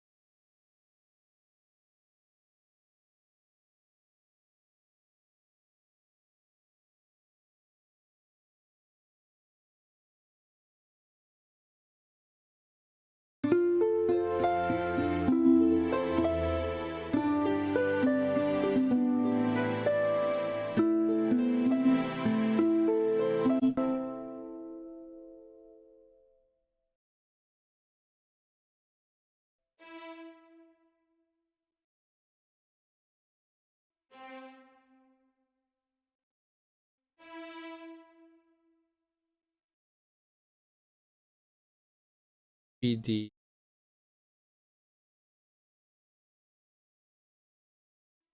Seven.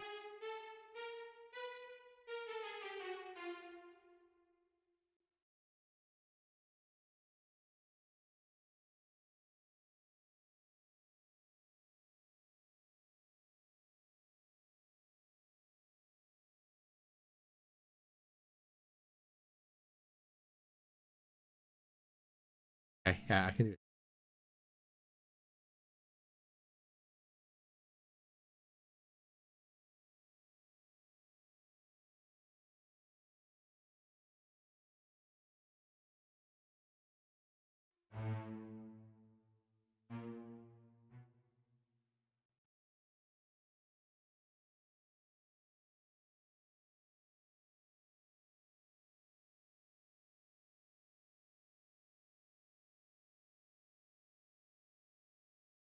She here yet?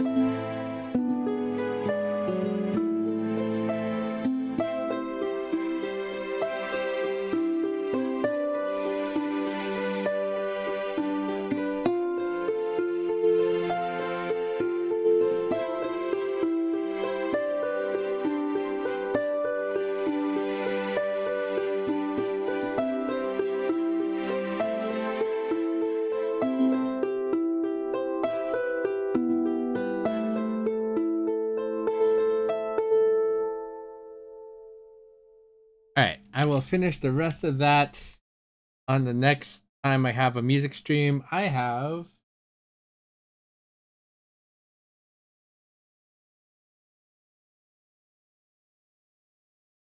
December 5. I will be playing a back quest. Willard of Oz Studios. He's dropped in here quite a few times. Willard here. You on Friday, just giving you a shout out. We are playing. Game has already released on Steam. Symphony of the Stars. Looking forward to that. I love RPGs. I wish I can compose for an RPG soon enough. But again, RPGs tend to be long-winded and a lot of composition needed, so I can't. And with RPG Maker out, it makes for harder budgets, and RPG Maker games don't make a ton. Your Square Enix somehow making some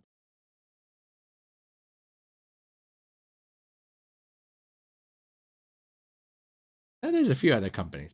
RPGs are harder to push, I would say. All right, everybody. Thank you for dropping by the stream. I really appreciate it as always, and supporting my music and indie devs. Every time you help me, every time you watch the stream and watch an ad or anything, that adds a little bit of revenue to the pool and allows me to make music for more devs and everything.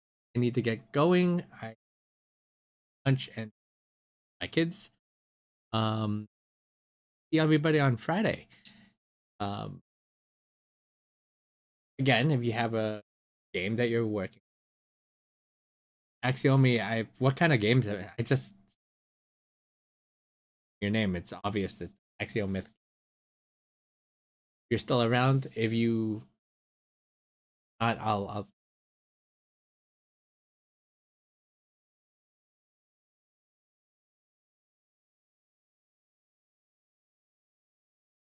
better brain. I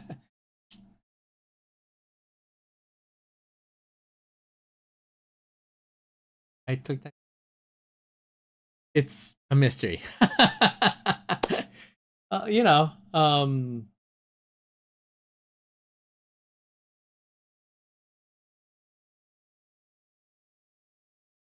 work in RPG Maker. Okay. And again, I want to make a couple of mutant tracks for RPG. That's, I mean, most of my music is inspired by RPGs, so I can't really say much about where I stand on that. Other than I really love RPG.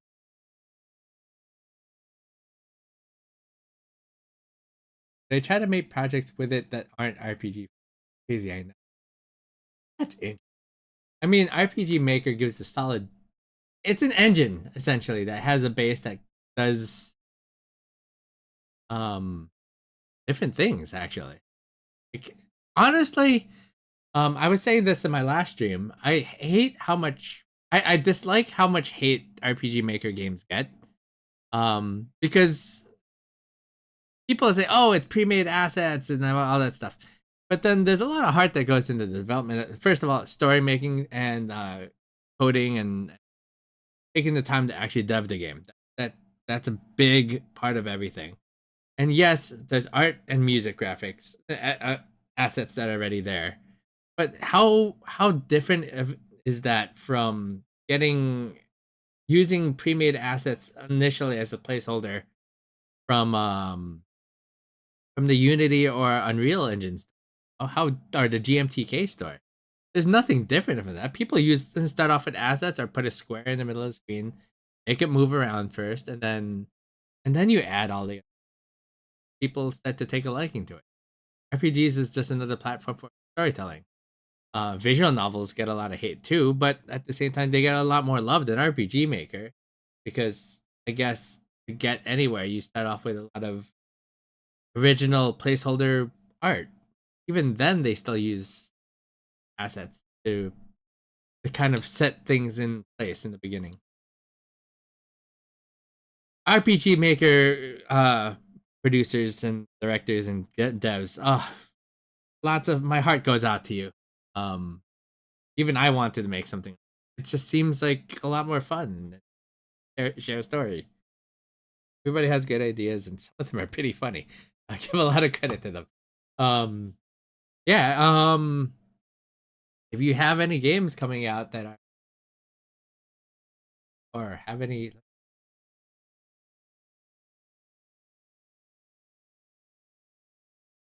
yeah, that's what got me in the thought that it could be turnkey. Yeah, exactly.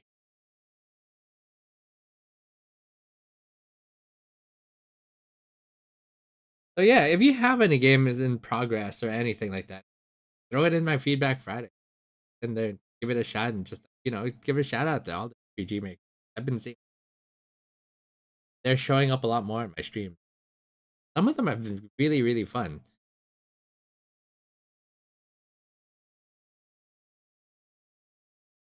All of them have been. Most of the time, if somebody makes something in RPG Maker, there's no shame in it.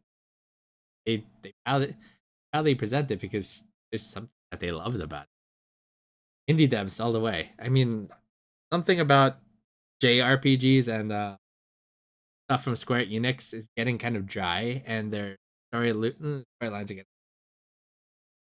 I don't know. I don't know. They sometimes the stories are just like okay, tropes, and I don't know. There's something about JRPGs. I love them, but don't get me wrong. It's just with the big directors gone, the stories have gotten kind of stale from Japan. Also, like if you ever played Parasite Eve, the first one was awesome, and then the second one was like, why are they trying to go so complex and deep? Or they're trying. Sometimes it's overdone. There's a level of production that has to be. I think indie devs have the passion to do.